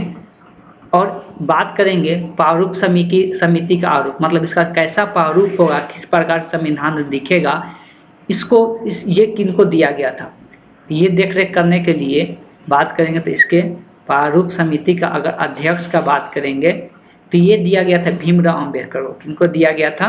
तो भीमराव अंबेडकर को, भीमराव अंबेडकर को दिया गया था। ठीक, ये सब पॉइंट पर संविधान सभा से रिलेटेड, तो ये सब चीज़ें ध्यान में रहना चाहिए। अगर बात करेंगे इस क्वेश्चन का तो उस टाइम मतलब आबादी का ज़्यादा लोगों को नहीं लिया गया था इसका मतदान को चुनने के लिए।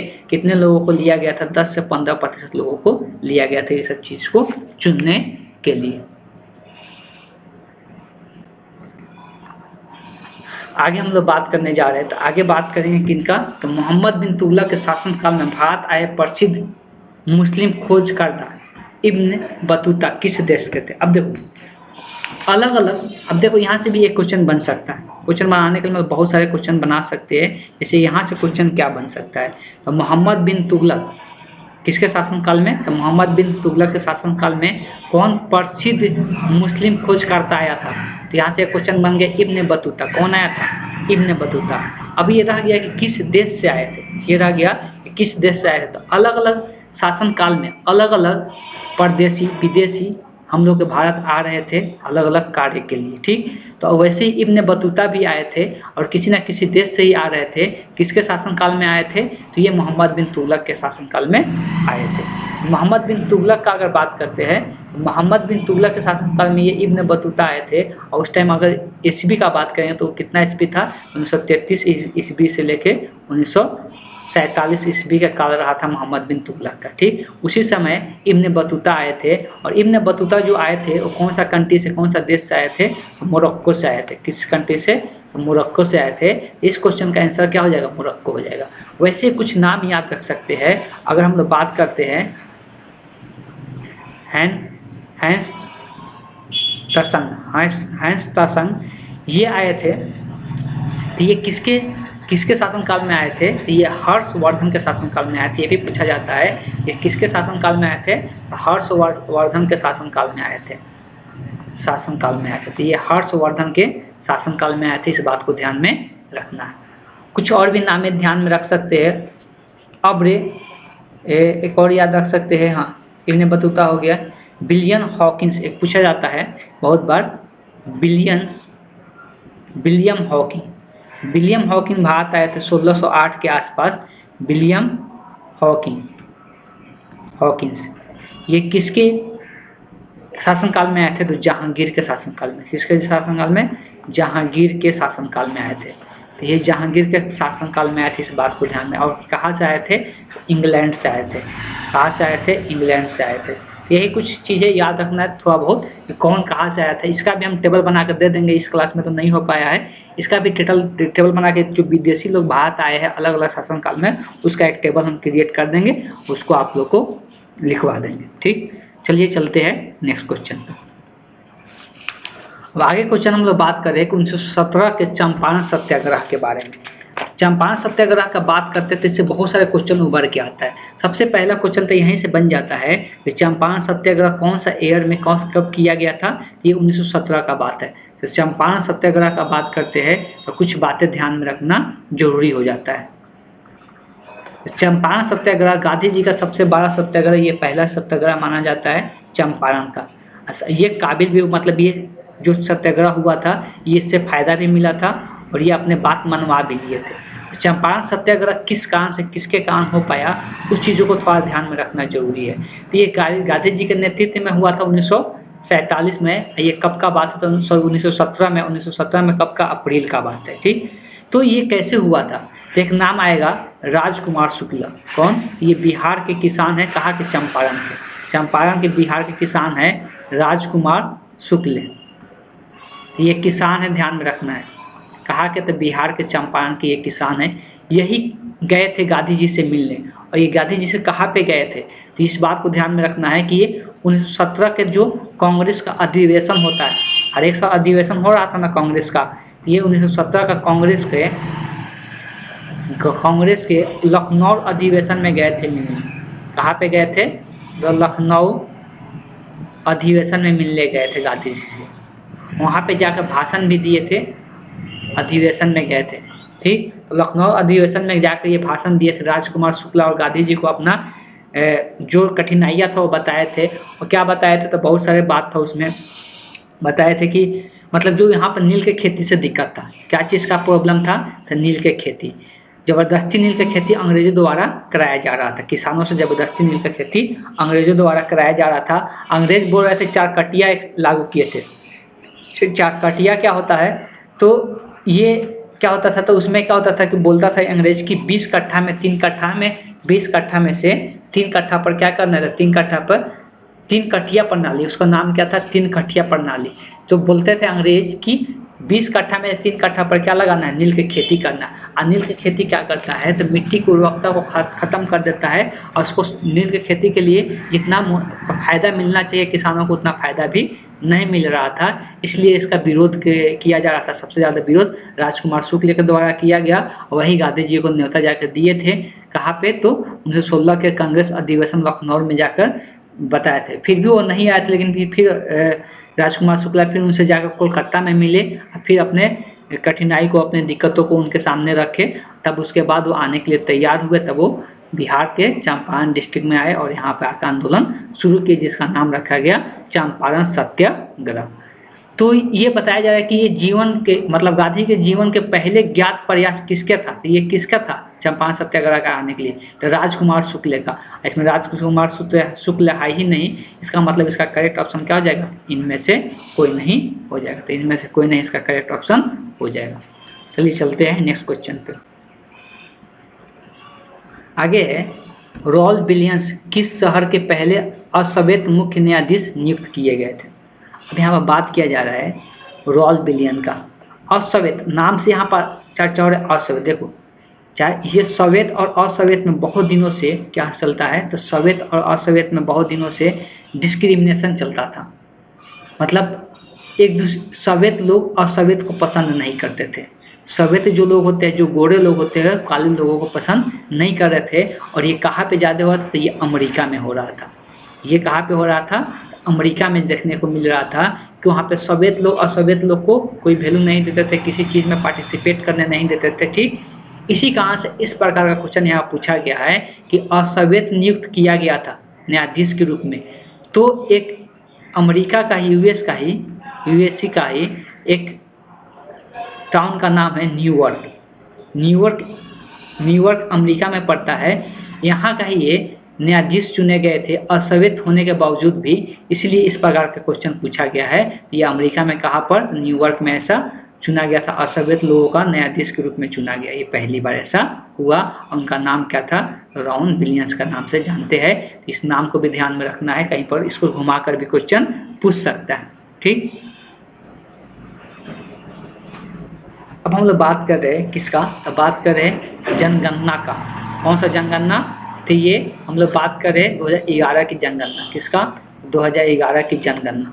इससे बहुत सारे पॉइंट निकल के आता है कि 2011 की जनगणना में क्या क्या हुआ था। लेकिन जो हम लोग का यहाँ महत्वपूर्ण पॉइंट होगा उसी पर हम लोग चर्चा करेंगे। सबसे पहले हम लोग चर्चा कर लेते हैं जनगणना में भारत का। इसका भारत की जनगणना में साक्षरता दर का यहाँ पर बात हो रहा था, इसलिए सबसे पहले हम लोग भारत का बात करते हैं। भारत की साक्षरता मतलब कितने लोग पढ़े लिखे थे। भारत की अगर कुल का बात किया जाए, भारत का हम लोग बात कर रहे हैं, तो कुल कितने लोग पढ़े थे, तो ये 74% लोग साक्षरता थे। ठीक, मतलब ये पढ़े लिखे थे।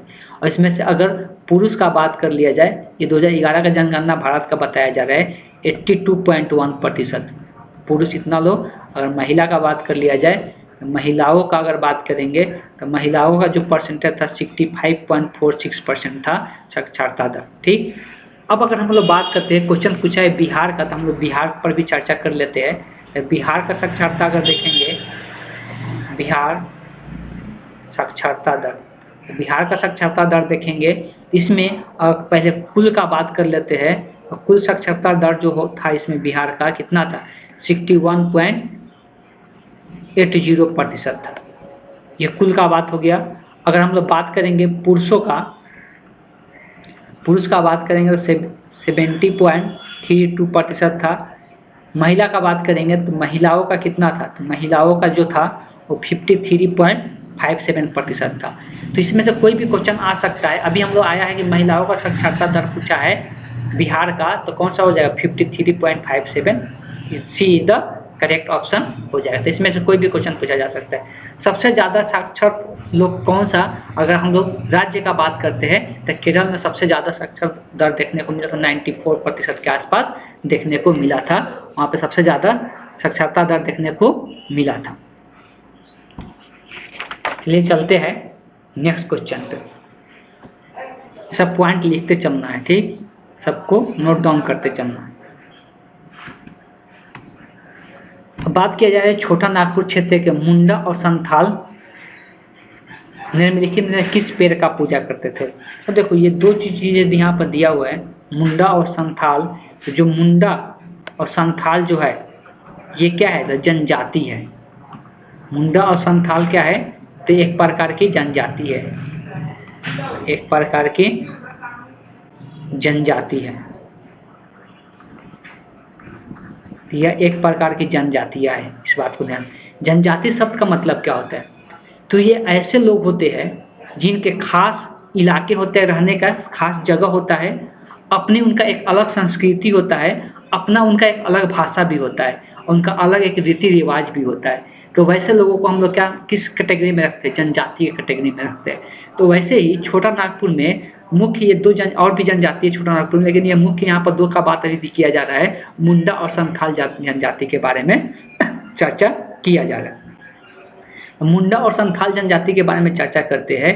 तो ये हम लोग बताया जाता है कि जो मुंडा और संथाल जनजाति थे ये लोग किस पेड़ का पूजा करते थे, ये दो पेड़ों का पूजा करते थे, महुआ का, महुआ तथा कदम का। किसका, कदम का। महुआ और कदम का ये लोग पूजा करते थे, महुआ और कदम के पेड़ों का पूजा करते थे, पेड़ों की पूजा करते थे। याद रखना ये दो पेड़ों का पूजा करते थे, महुआ और कदम। अब इस ऑप्शन में से कौन सा है, सिर्फ कदम है, महुआ तो दिया नहीं है, इसलिए कौन सा ऑप्शन सही होगा, option C is the correct option. जनजाति को दूसरे भाषा में शायद ये भी बोला जाता है, आदिवासी भी बोला जाता है, ठीक, तो उसको भी ध्यान में रखना। चलिए चलते हैं नेक्स्ट क्वेश्चन पे। अब देखो यहाँ पर बात कर लेते हैं छोटा नागपुर के पठार कहाँ पे, इंडिया का अगर मैप में वो बात करेंगे तो ये वाला जो हिस्सा है, पठार का मतलब क्या होता है, तो पठार का मतलब होता है जब कुछ ऊंचाई पर जाके एक प्लेन सतह रहता है उसको जब हम लोग बोलते हैं कि जो प्लेन होता है, जो नदी किनारे वाला हिस्सा होता है वो क्या होता है, फ्लैट होता है, प्लेन होता है। और उसके ऊंचाई पर कुछ ऊंचाई पर जाने के बाद अगर फ्लैट रहता है, मतलब पहाड़ की तरह नहीं होता है कि ऊपर जाके उठते जाता है, तो जाके ऊपर का समतल हो जाता है। तो हम लोग तो एक समतल जानते हैं जो नदी किनारे वाला क्षेत्र होता है, जैसे कि ये सब क्या है, समतल एरिया है। हम लोग बिहार भी क्या है, समतल एरिया है। तो छोटा नागपुर पठार यहाँ कहाँ पे पड़ता है, झारखंड और छत्तीसगढ़ में पड़ता है छोटा नागपुर के पठार, और यहीं पर ये जगह है, बिहार यहाँ पे पड़ता है ना, इसके तुलना में इधर झारखंड में चले जाइए तो झारखंड में छोटा नागपुर के पठार देखने को मिलता है, तो वहीं पर ये जनजाति रहते हैं। इस बात को ध्यान, बहुत सारे पठार यहाँ पर देख सकते हैं, ईस्टर्न घाट देख सकते हैं, वेस्टर्न घाट देख सकते हैं, ठीक, ये सब यहाँ पर घाट दिया हुआ है जो कि समुद्र किनारे का यहाँ पर घाट दिया हुआ है। तो चलिए नेक्स्ट क्वेश्चन की ओर। अगला जो क्वेश्चन है वो क्वेश्चन है कि आकार और माप में समानता के कारण किस ग्रह को पृथ्वी के जुड़वा ग्रह कहा जाता है। देखो आकार और माप में समानता के कारण किसी एक ग्रह को क्या क्या कहा जाता है, जुड़वा ग्रह कहा जाता है। अभी किसको जुड़वा ग्रह कहा जाता है उसको हम लोग यहाँ पे समझने वाले हैं, मंगल को, बृहस्पति को। तो सबसे पहले ग्रह, अभी तक हम लोग जो ग्रह देखते हैं तो ग्रह भी कितना है, तो टोटल ग्रह की श्रेणी में 8 हुआ है। ग्रह किसको बोलते हैं, तो अभी हम लोग यहाँ पर ग्रह का बात करते हैं, ग्रह जो सूर्य के चारों ओर घूमता है उसको हम लोग क्या कहते हैं, ग्रह कहते हैं, और उसमें कुछ ग्रेविटेशनल फोर्स रहता है तभी जाकर उसको ग्रह के श्रेणी में लेते हैं हम लोग। तो अभी हम लोग 8 ग्रहों का बात करेंगे। जो अगर हम लोग बात करेंगे सबसे नज़दीक जो ग्रह है वो कौन सा ग्रह है सूर्य के, तो उसके बुध है। बुध के बाद कौन है, शुक्र है। शुक्र के बाद पृथ्वी आएगा। पृथ्वी के बाद कौन आएगा, मंगल ग्रह आएगा। मंगल ग्रह के बाद बृहस्पति आता है। बृहस्पति के बाद शनि आता है। शनि के बाद अरुण आता है। अरुण के बाद वरुण आता है। नेपच्यून हम लोग यूरेनस और नेपच्यून के नाम से जानते हैं। इस बात को ध्यान में रखना है, ये शुरुआत का जो 4 ग्रह होता है ये क्या होता है, ये चट्टानों का बना हुआ रहता है, ये चट्टानों का बना रहता है। लेकिन ये सब जो ग्रह है ये सिर्फ गैसों का मिश्रण है। ये सब क्या है, गैसों का मिश्रण है, ये 4 उपग्रह है। यहाँ पर प्लूटो दिया है जो कि अपग्रह के श्रेणी से उसको हटा दिया गया है। तो अब तक हम लोग का 8 ही ग्रह है, पहले 9 माना गया था लेकिन बाद में प्लूटो को हटा दिया गया था। तो बात करते हैं, अभी कभी कभी क्वेश्चन ऐसा भी आ जाता है, जो शुक्र होता है, तो शुक्र ग्रह जो होता है सबसे गर्म ग्रह माना जाता है। शुक्र ग्रह क्या होता है, माना नहीं जाता है, सबसे गर्म ग्रह कौन होता है, शुक्र। लेकिन सूर्य के पास कौन है, बुध ग्रह है। ये सबसे पास होते हुए भी ये सबसे गर्म नहीं है, सबसे गर्म कौन है, शुक्र है। और शुक्र ही पृथ्वी के पास में पाया जाता है।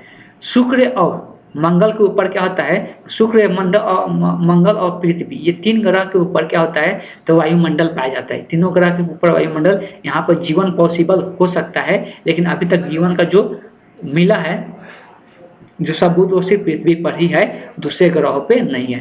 पृथ्वी को हम सबको पता है, इसको नीला ग्रह कहा जाता है, मंगल को लाल ग्रह कहा जाता है, इसलिए ये लाल दिखता है। ये जो शुक्र है, इस नेचर में कैसा होता है, पूरी तरह से पृथ्वी की तरह होता है, इसीलिए शुक्र को ही जुड़वा ग्रह के नाम से हम लोग जानते हैं। शुक्र को क्या जानते हैं, जुड़वा ग्रह के नाम से जानते हैं। तो इसलिए इसका ऑप्शन जो सही हो जाएगा, option see the correct option हो जाएगा। इस क्वेश्चन का आंसर कौन सा सही हो जाएगा, ऑप्शन सी हो जाएगा। आगे आता है नेक्स्ट क्वेश्चन पे, तो निम्नलिखित में से कौन सा देश अमेजन बेसिन के एक हिस्सा है। अब देखो, अमेजन नदी है, नदी के जितना नदी उस नदी से आके मिलता है उसको हम लोग बेसिन कहते हैं। मान लो कि ये एक बड़ा सा नदी है, ये अमेजन नदी है। कौन सा नदी है, अमेजन नदी है। और इससे बहुत सारे नदी क्या होते हैं, आपस में आके इससे मिलता है, इसके आसपास दोनों तरफ से आके यहाँ पर मिलता है। इसी को हम लोग क्या कहते हैं, अमेजन नदी के बेसिन कहते हैं। इसको हम लोग क्या कहते हैं, अमेजन नदी के बेसिन के नाम से हम लोग जानते हैं। इस बात को ध्यान में। अब यही अमेजन नदी के बेसिन है, इसका कौन कौन सा इसके पास कंट्री आता है। तो इसके समझने के लिए सबसे पहले ये जानना होगा कि अमेजन नदी है कहाँ पर स्थित, ये चीज़ को हम लोग समझना होगा। तो अमेजन नदी का जब भी बात करते हैं तो ये हम लोग को उपमहाद्वीप में, किस महाद्वीप में ये स्थित है, सबसे पहले ये जान लेते हैं। हम लोग पता है टोटल महाद्वीपों की संख्या जो है कितना है, 7 है। टोटल महाद्वीप कितना है, 7 है। क्या होता है, तो उत्तर अमेरिका, दक्षिण अमेरिका, यूरोप के बाद साउथ अफ्रीका, यूरोप के बाद कौन आता है, अफ्रीका आता है, दक्षिण अफ्रीका आता है, दक्षिण अफ्रीका के बाद आता है एशिया, एशिया के बाद आता है ऑस्ट्रेलिया। ये 6 को हुआ, और एक होता है अंटार्कटिका। तो ये टोटल कितना महाद्वीप है, 7 महाद्वीप है। 7 महाद्वीप में ये अमेजन नदी जो पाया जाता है वो कहाँ पे पाया जाता है, तो साउथ अमेरिका में पाया जाता है। कहाँ पे पाया जाता है, साउथ अमेरिका में। यहाँ पर देख सकते हैं, यहीं पर अमेजन नदी है। यहाँ इसके आसपास जंगल भी है, अमेजन एक फॉरेस्ट भी है, जंगल भी है, बहुत बड़ा जंगल है। ठीक, तो उस चीज़ को भी ध्यान में रखना है। तो ये कहाँ पे है, साउथ। यहाँ पे देख सकते हैं हम लोग एशिया में है, और एशिया में इंडिया कहाँ पे है, एशिया में इंडिया यहाँ पे है। ये इंडिया का चित्र मैप है, देख सकते हैं। यहाँ से ये अफ्रीका, साउथ अमेरिका इतना दूर है, यहाँ से देख सकते हैं। हम लोग एशिया में आते हैं, इस बात को भी ध्यान में रखना है। यही साउथ अमेरिका है, साउथ अमेरिका मतलब दक्षिण अमेरिका हो गया, और इसी में यहाँ पर जो है वो अमेजन नदी पाया जाता है। ठीक, बात समझ में आया।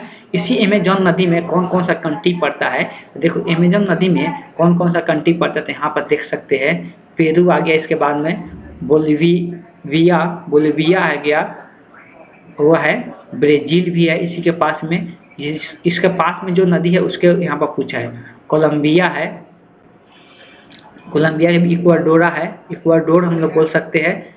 पेरू तो हो ही गया, इधर से है, एक है इधर वेनेजुला है, और भी है बहुत सारे नाम यहाँ पे। सूरीनेम है, गुरियाना है। ये सब क्या है, ये अमेजन नदी के बेसिन के हिस्सा है। लेकिन चिली जो है, यहाँ पर चिली भी है, तो चिली यहाँ पर जो है बहुत दूर है इससे। यहाँ पर देखो पेरू और बोलिविया के बाद यहाँ पर चिली है, तो ये इसका हिस्सा नहीं है। तो अब ऑप्शन अगर चेक करेंगे तो यहाँ से चेक कर सकते हैं कि इसमें अर्जेंटीना था, वेनेजुला था, लेकिन चिली इसका हिस्सा नहीं था। तो क्वेश्चन क्या पूछा हुआ था, नहीं अर्जेंटीना भी नहीं था, शायद अर्जेंटीना था क्या, देख लेते हैं एक बार। यहाँ पे अर्जेंटीना है, अर्जेंटीना इस वाले मैप में था ना, तो अर्जेंटीना भी नहीं, अर्जेंटीना यहाँ पर नीचे है, देख सकते, तो ये भी नहीं है।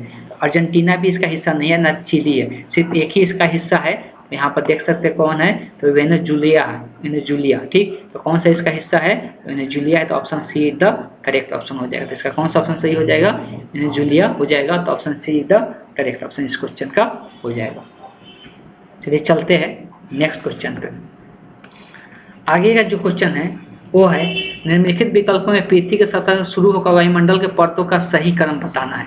वायुमंडल का परत जो है उसका सही क्रम क्या है, कौन सा मंडल पहले आता है, यह चीज़ को हम लोग चर्चा करना है।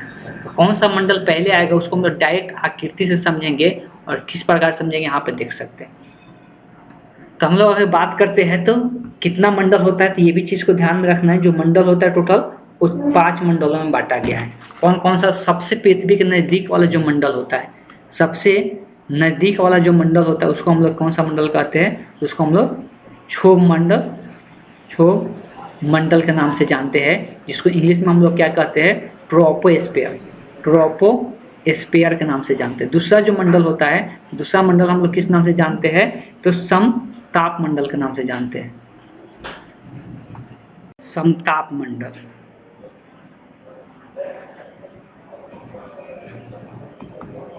दूसरे पद को समताप मंडल कहते हैं, जिसको इंग्लिश में एस्ट्रोटॉपिक स्पेयर कहते हैं। इसको इंग्लिश में हम लोग क्या कहते हैं, तो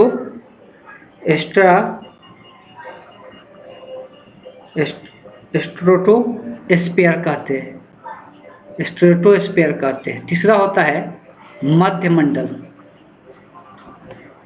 मंडल, जिसको हम इंग्लिश में मेसोस्फीयर कहते हैं, मेसोस्फीयर के नाम से जानते हैं। चौथा जो होता है वो होता है तापमंडल, जिसको हम लोग थर्मोस्फीयर के नाम से जानते हैं। पांचवा जो होता है बाह्यमंडल,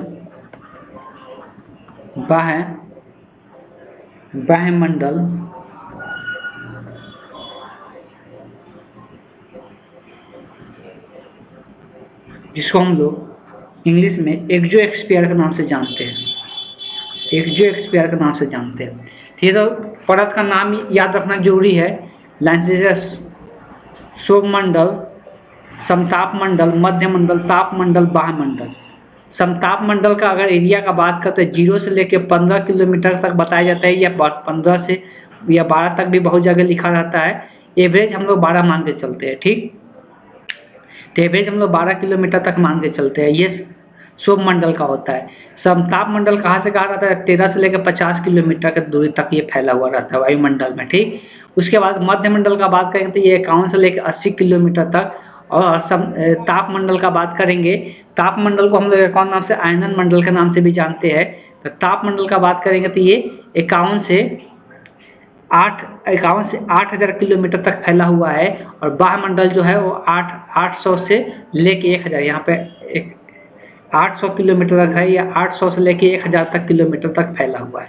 कुछ चीज़ें पूछ लिया जाता है, तो बारिश का जितना भी घटना होता है, जो बादल वगैरह होता है, वो किस मंडल में रहता है, तो क्षोभ मंडल में रहता है। तो क्षोभ मंडल में ये रहता है। उसके बाद विमान वगैरह जो उड़ता है, तो विमान कहाँ पे उड़ता है, तो ये समताप मंडल में उड़ता है। इस बात को ध्यान में रखना है। उल्का पिंड वगैरह जो होता है वो मध्य मंडल में होता है। और जो उपग्रह वगैरह लगाया जाता है, तो उपग्रह किस मंडल में रहता है, तो ये ताप मंडल में रहता है। अंतरिक्ष यान जो होता है, अंतरिक्ष यान जो भेजा जाता है, वो सब किस मंडल में रहता है, तो वो वायुमंडल में रहता है। अलग अलग चीज़ों को पिक्चर लेने के लिए भेजा जाता है। ठीक, तो ये सब अलग अलग मंडलों में भेजा जाता है। ठीक, चीज़ें याद रखना। क्वेश्चन भी एक बार पूछ लिया गया था कि विमान किस वायुमंडल के पथ में उड़ाया जाता है, तो समताप मंडल में उड़ाया जाता है। उल्का पिंड पर भी पूछा हुआ है, उल्का पिंड किस में देखने को मिलता है, तो ये मध्य मंडल में देखने को मिलता है। सबसे सेफ होता है विमान का उड़ाना किस मंडल। हाँ, एक और इम्पोर्टेंट क्वेश्चन पूछा था, ओजोन परत भी इसी में रहता है। किसमें, तो समताप मंडल में ओजोन परत पाया जाता है। इस बात को ध्यान में रखना है। चलिए चलते हैं हम लोग नेक्स्ट क्वेश्चन पे। अगला क्वेश्चन है जवाहरलाल नेहरू की अस्थायी सरकार में श्रम मंत्री कौन थे। देखो, बताया जाता है कि अस्थायी सरकार का गठन किया गया था, जिसको अंतरिम सरकार भी बोला जाता है, जिसको हम लोग क्या कहते हैं, अंतरिम सरकार के नाम से भी जानते हैं। अंतिम सरकार का गठन किया गया था, ये अस्थायी सरकार का गठन था। और ये कब गठन इसका किया गया था, 2 सितंबर 1946 को इसका गठन किया गया था।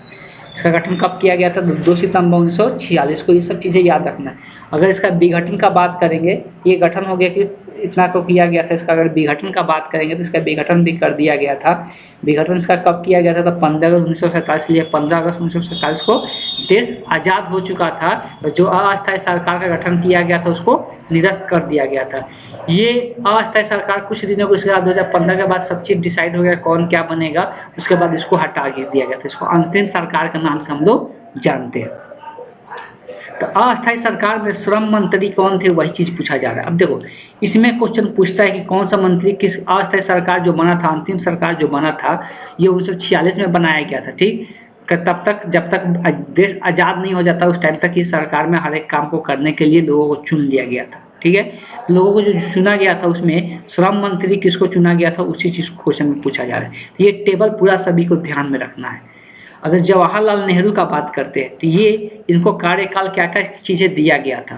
तो परिषद को उपाध्यक्ष बनाया गया था, विदेश मामले के लिए बनाया गया था, राष्ट्रमंडल संबंध में इसको कार्य दिया गया था। अगर बात करेंगे वल्लभ भाई पटेल को क्या मिला था, तो गृह मंत्री, सूचना एवं प्रसारण मंत्री से इनको मिला था। दो इनका कार्यकाल मिला था। कौन कौन सा? गृह मंत्री का कार्य मिला था, दूसरा सूचना एवं प्रसारण का कार्य मिला था। राजेंद्र प्रसाद को कृषि और खाद्य उद्योग का कार्य, कृषि और खाद्य उद्योगों का कार्य मिला था। सी रामगोपालाचार्य को क्या मिला था, तो कला का, शिक्षा का, स्वास्थ्य का, उद्योग एवं आपूर्ति का, ये सब इनको कार्यकाल मिला था। ये सब पर कार्य करने के लिए मिला था। CH भाभा को मिला था व्यापार मंत्री, और बलदेव सिंह को रक्षा मंत्री दिया गया था। लियाकत अली खान को वित्त मंत्री दिया गया था। जगजीवन राम को श्रम मंत्री, अभी जो क्वेश्चन पूछा हुआ है। सैयद अली जाहिर को जो कानून मंत्री दिया गया था। आसफ अली को रेलवे, संचार, डाक, वायु मंत्री दिया गया था। शरद बोस को निर्माण, खाद्य और बिजली मंत्री दिया गया था। तो इसमें से कोई भी क्वेश्चन पूछा जा सकता है। अभी जो क्वेश्चन पूछा है वो कौन पूछा है, तो श्रम मंत्री के बारे में पूछा है। तो श्रम मंत्री जो परिश्रम करने वाले लोग होते हैं उनका मंत्री कौन बनाया था, तो जगजीवन राम को बनाया गया था। इस बात को ध्यान में रखना है। तो इस क्वेश्चन का आंसर का अगर बात करेंगे, तो इस क्वेश्चन का आंसर का अगर बात करेंगे तो कौन हो जाएंगे, जगजीवन राम हो जाएंगे। ठीक, नाम से ही पता चल रहा है श्रम मंत्री यही बन सकते हैं। ठीक, नाम इन पर बैठ जा रहा है, ऐसा जरूरी नहीं है कि यही बन सकते हैं। चलिए आगे चलते हैं।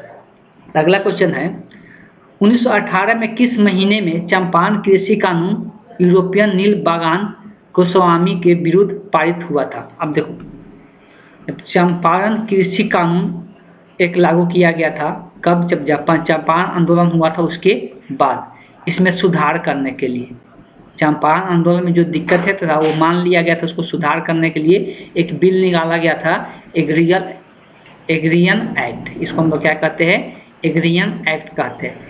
इस बिल में क्या बोला गया था, चंपारण को किसान तो जो नील खेती करने के लिए जबरदस्ती किया जा रहा था उससे छुटकारा दे दिया गया था।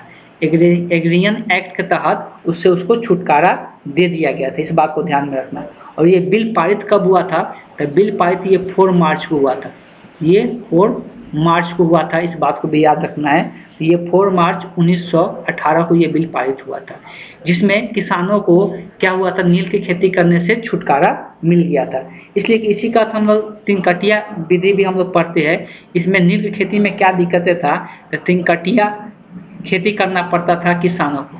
इसका मतलब क्या, कटिया प्रणाली बोला जाता है। इसका मतलब ये होता है कि 3 कट्ठा बोना है, 20 कट्ठा में नील का खेती कितना करना है, 3 कट्ठा करना है, 3/20, मतलब 20 कट्ठा में 3 कट्ठा नील का खेती सभी को करना है, ऐसा नियम लगा दिया गया था, जिसका सही से क्या फायदा भी नहीं मिल पाता था किसानों को। इसलिए इसका विरोध किया गया था और गांधी जी इसमें चंपारण आंदोलन भी किए थे। उन्हीं के आंदोलन के बाद ये बिल लागू किया गया, जिसमें सबसे छुटकारा दे दिया गया। तो ये कब का बात है, 4 मार्च का बात है।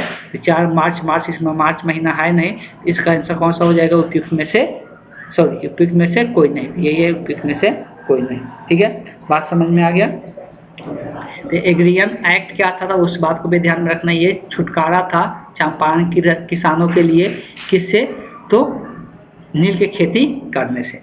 नील उगाया जाता था, नील की खेती सभी को पता होना चाहिए, नील की खेती उगाया जाता था पहले। ठीक, जो नील बोया जाता था जिससे हम लोग क्या कपड़ों में डालते थे, वही चीज़ का खेती किया जाता था। चलिए चलते हैं नेक्स्ट क्वेश्चन पे।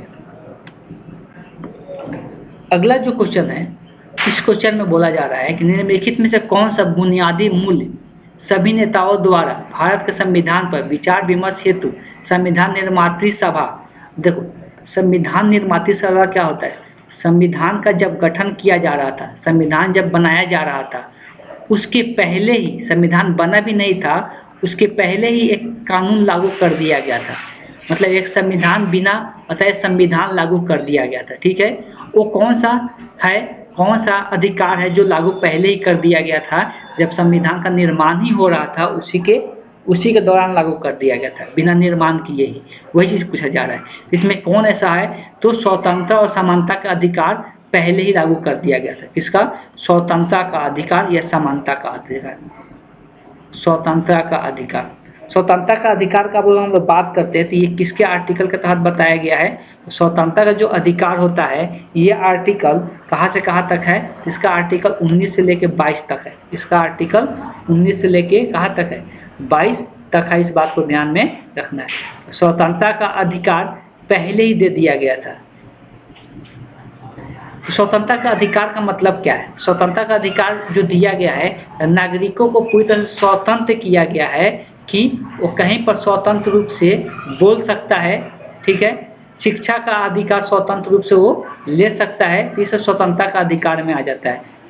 निवास उसके कहीं पर जाकर वो घूम सकता है, ये सब क्या है, स्वतंत्रता का अधिकार है। ये दे दिया गया था स्वतंत्रता का अधिकार। बोलने का अधिकार, संघ बनाने का अधिकार, पूरे देश में स्वतंत्र रूप से घूमने का अधिकार, ये सारे अधिकार दे दिया गया था किस आर्टिकल के तहत, तो 19 से लेके 22 तक। वैसे ही समानता का भी अधिकार दे दिया गया था। समानता का भी अधिकार हम लोग को प्राप्त हो गया था। समानता का अधिकार कितना से कितना आर्टिकल में बात करता है, तो ये 14 से लेकर 18 तक के आर्टिकल में बात किया जाता है समानता के अधिकार के बारे में। तो 14 से लेकर 18 तक बात किया जाता है किसका अधिकार, समानता के अधिकार। समानता के अधिकार का मतलब क्या है कि सबके कानून जो है सबके लिए समान होना चाहिए। कानून जो है सबके लिए समान है। ठीक, तो ये समानता का अधिकार है। धर्म के लिए भी सबको समान अधिकार दिया गया है। धर्म के लिए, जाति के लिए भी सबको समान अधिकार, कोई छुआछूत नहीं करेगा, सबका समान अधिकार है किसी चीज़ पर। लिंग के हिसाब से नर और मादा मतलब महिलाओं और पुरुषों में कोई भेदभाव नहीं करना है, ये भी अपराध है।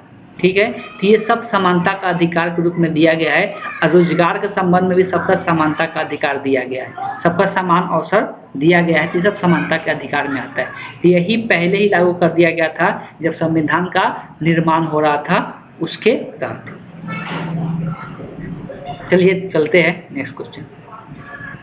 आगे हम लोग बात करेंगे दिया हुआ स्थानांतरीय कृषि के स्थानीय नाम, स्थानांतरीय कृषि के स्थानीय नाम के बारे में चर्चा किया जा रहा है। अब यहाँ पे बात किया जा रहा है स्थानांतरणीयशील कृषि क्या होता है, उसके बारे में थोड़ा सा जान लेते हैं। बेसिकली पहले के ज़माने में लोग क्या करते थे, कुछ जगह खेती करके फिर दूसरी जगह जाकर खेती करते थे, तो उस खेती का एक नाम लोग देते थे। क्या करते थे, उस खेती का एक नाम देते थे। उसको हम लोग क्या कहते हैं, स्थानांतरणशील कृषि, उसको हम लोग क्या कहते हैं, तो स्थानांतरणशील कृषि के नाम से हम लोग जानते हैं। अब इसका सिंपल मतलब क्या है, स्थानांतरणशील कृषि का मतलब होता है कि एक जगह खेती करके लोग दूसरी जगह खेती, लेकिन इसको अलग अलग देशों में अलग अलग नामों से जाना जाता है। अलग अलग देशों में अलग अलग नामों से जाना जाता है, इस बात को ध्यान में रखना है। अलग अलग देशों में इसको अलग अलग नामों से जाना जाता है, और कौन कौन देश में किस नाम से जाना जाता है उसको हम लोग यहाँ पर, तो इसको हम लोग देख लेते हैं कौन सा देश में किस किस नाम से जाना जाता है। देखिए, अगर भारत का बात करें तो भारत का कभी क्वेश्चन में पूछता नहीं है, अलग अलग नामों से जाना जाता है। ज़्यादातर उत्तरी पूर्वी भारत में झूम के नाम से, धा के नाम से, पैदा के नाम से, वेयर के नाम से, नवादा के नाम से, पेडू के नाम से। अलग अलग देशों का पूछता है। इंडोनेशिया में किस नाम से जाना जाता है, तो लादांग के नाम से जाना जाता है। श्रीलंका में चेना के नाम से जाना जाता है। फिलीपीन में कैनिन के नाम से जाना जाता है। मध्य अमेरिका और मैक्सिको दोनों जगह मिल्पा के नाम से जाना जाता है। वियतनाम में रे के नाम से जाना जाता है। म्यांमार में तोंगिया के नाम से जाना जाता है। थाईलैंड में टमराई के नाम से जाना जाता है। वेनेजुला में कोनुको के नाम से जाना जाता है।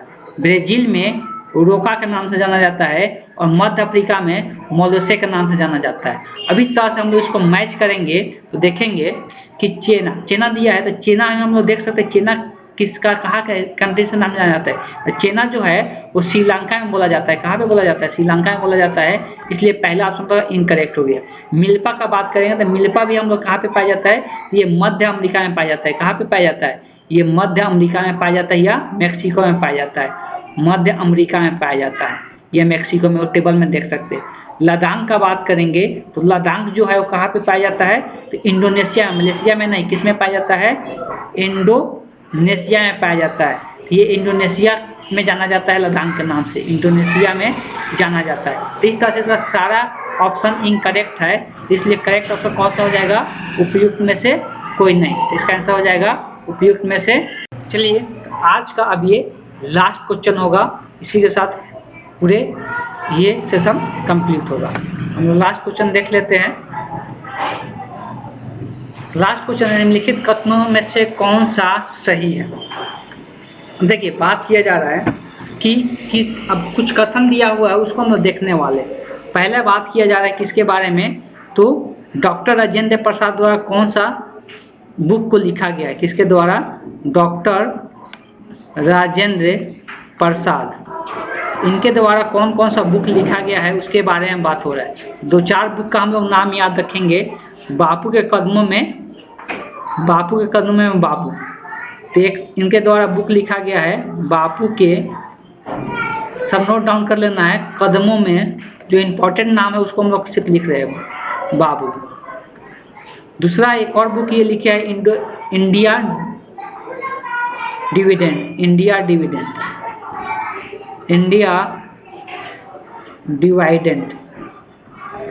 डिवाइडेंड। एक और बुक लिखे है सत्याग्रह एट चंपारण। ये सब राजेंद्र प्रसाद द्वारा लिखा गया बुक है। और भी बुक लिखे है ये गांधी जी के देन, गांधी की देन। भारतीय संस्कृति के बारे में, भारतीय संस्कृति यही लिखे है डॉक्टर राजेंद्र प्रसाद, भारतीय संस्कृति। तो ऑब्वियस है कि a bench of old letter जो दिया हुआ है ये राजेंद्र प्रसाद द्वारा नहीं लिखा गया, तो ये ऑप्शन गलत हो गया। सुभाष चंद्र का बात किया जा रहा है, तो सुभाष चंद्र बोस द्वारा एक बुक लिखा गया है जिसका नाम है द इंडियन स्ट्रगल। ये बुक लिखा गया सुभाष चंद्र बोस द्वारा, तो ये ऑप्शन सही है। दूसरा अगर बात करेंगे तो कुछ और भी बुक का नाम, जैसे कि अगर हम लोग दादा भाई नौरोजी के द्वारा एक बुक लिखा गया है poverty and unBritish rule in India, ठीक। और हम बता रहे थे कि वैसी प्रकार से दादा भाई नौरोजी के द्वारा भी एक बुक लिखा गया तो poverty and unBritish rule in India. वैसे ही लाला लाजपत राय के द्वारा भी एक बुक लिखा गया है अनहैप्पी इंडिया। तो इस प्रकार से कुछ बुक का नाम याद रख सकते किसके द्वारा लिखा गया, इसलिए कि बहुत बार ये पूछ लिया जाता है। तो हम लोग इसमें तो ऑप्शन कह सकते हैं सी। अब इसके बाद थोड़ा बी के बारे में बात करते रहते हैं। व्यक्तिगत सत्याग्रह, ब्रह्मदत्त दूसरे सत्याग्रही थे।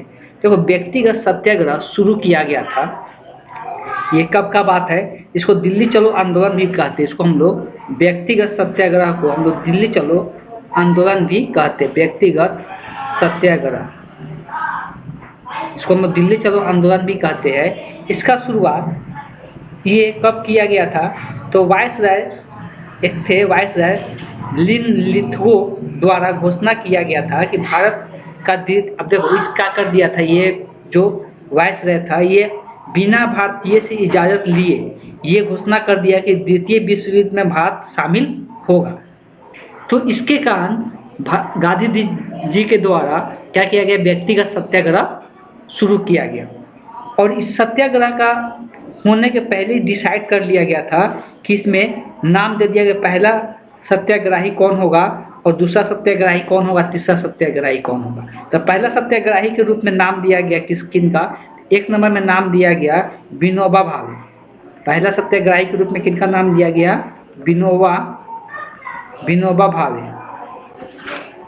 दूसरे सत्याग्रही के रूप में नाम दिया गया है जवाहरलाल नेहरू। जवाहर सब लिखते चलना है, जवाहरलाल नेहरू।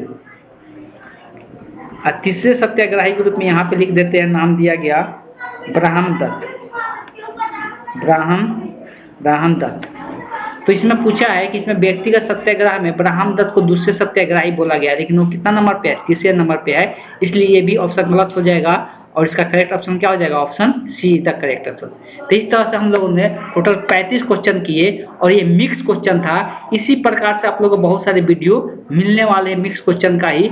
उसमें 7 का क्वेश्चन रहेगा, जनरल मैथ, रीजनिंग, साइंस और जीके जीएस भी भरा पड़ा रहेगा इसमें। तो आप लोगों को अगर वीडियो पसंद आ रही है, किसी प्रकार का आप लोग चाहते हैं कि इसमें कुछ सुधार होना चाहिए, उसके लिए भी कमेंट बॉक्स में आप लोग हमको बता सकते हैं कि इसमें क्या सुधार करना चाहिए। ऐसे मेरे हिसाब से ये सबसे परफेक्ट तरीका किया है कि एक साथ आप लोग सभी चीज़ का रिवीजन भी हो जाएगा और हर एक चीज़ को डिटेल में भी समझाया जा रहा है। ठीक, तो इस वीडियो को ज़्यादा तक शेयर कीजिए और सब्सक्राइब कीजिए। तो आज की क्लास को हम यहीं पे एंड करते हैं, हम उसके बाद नेक्स्ट क्लास में सेट 2 हम लोग करेंगे। Thank you.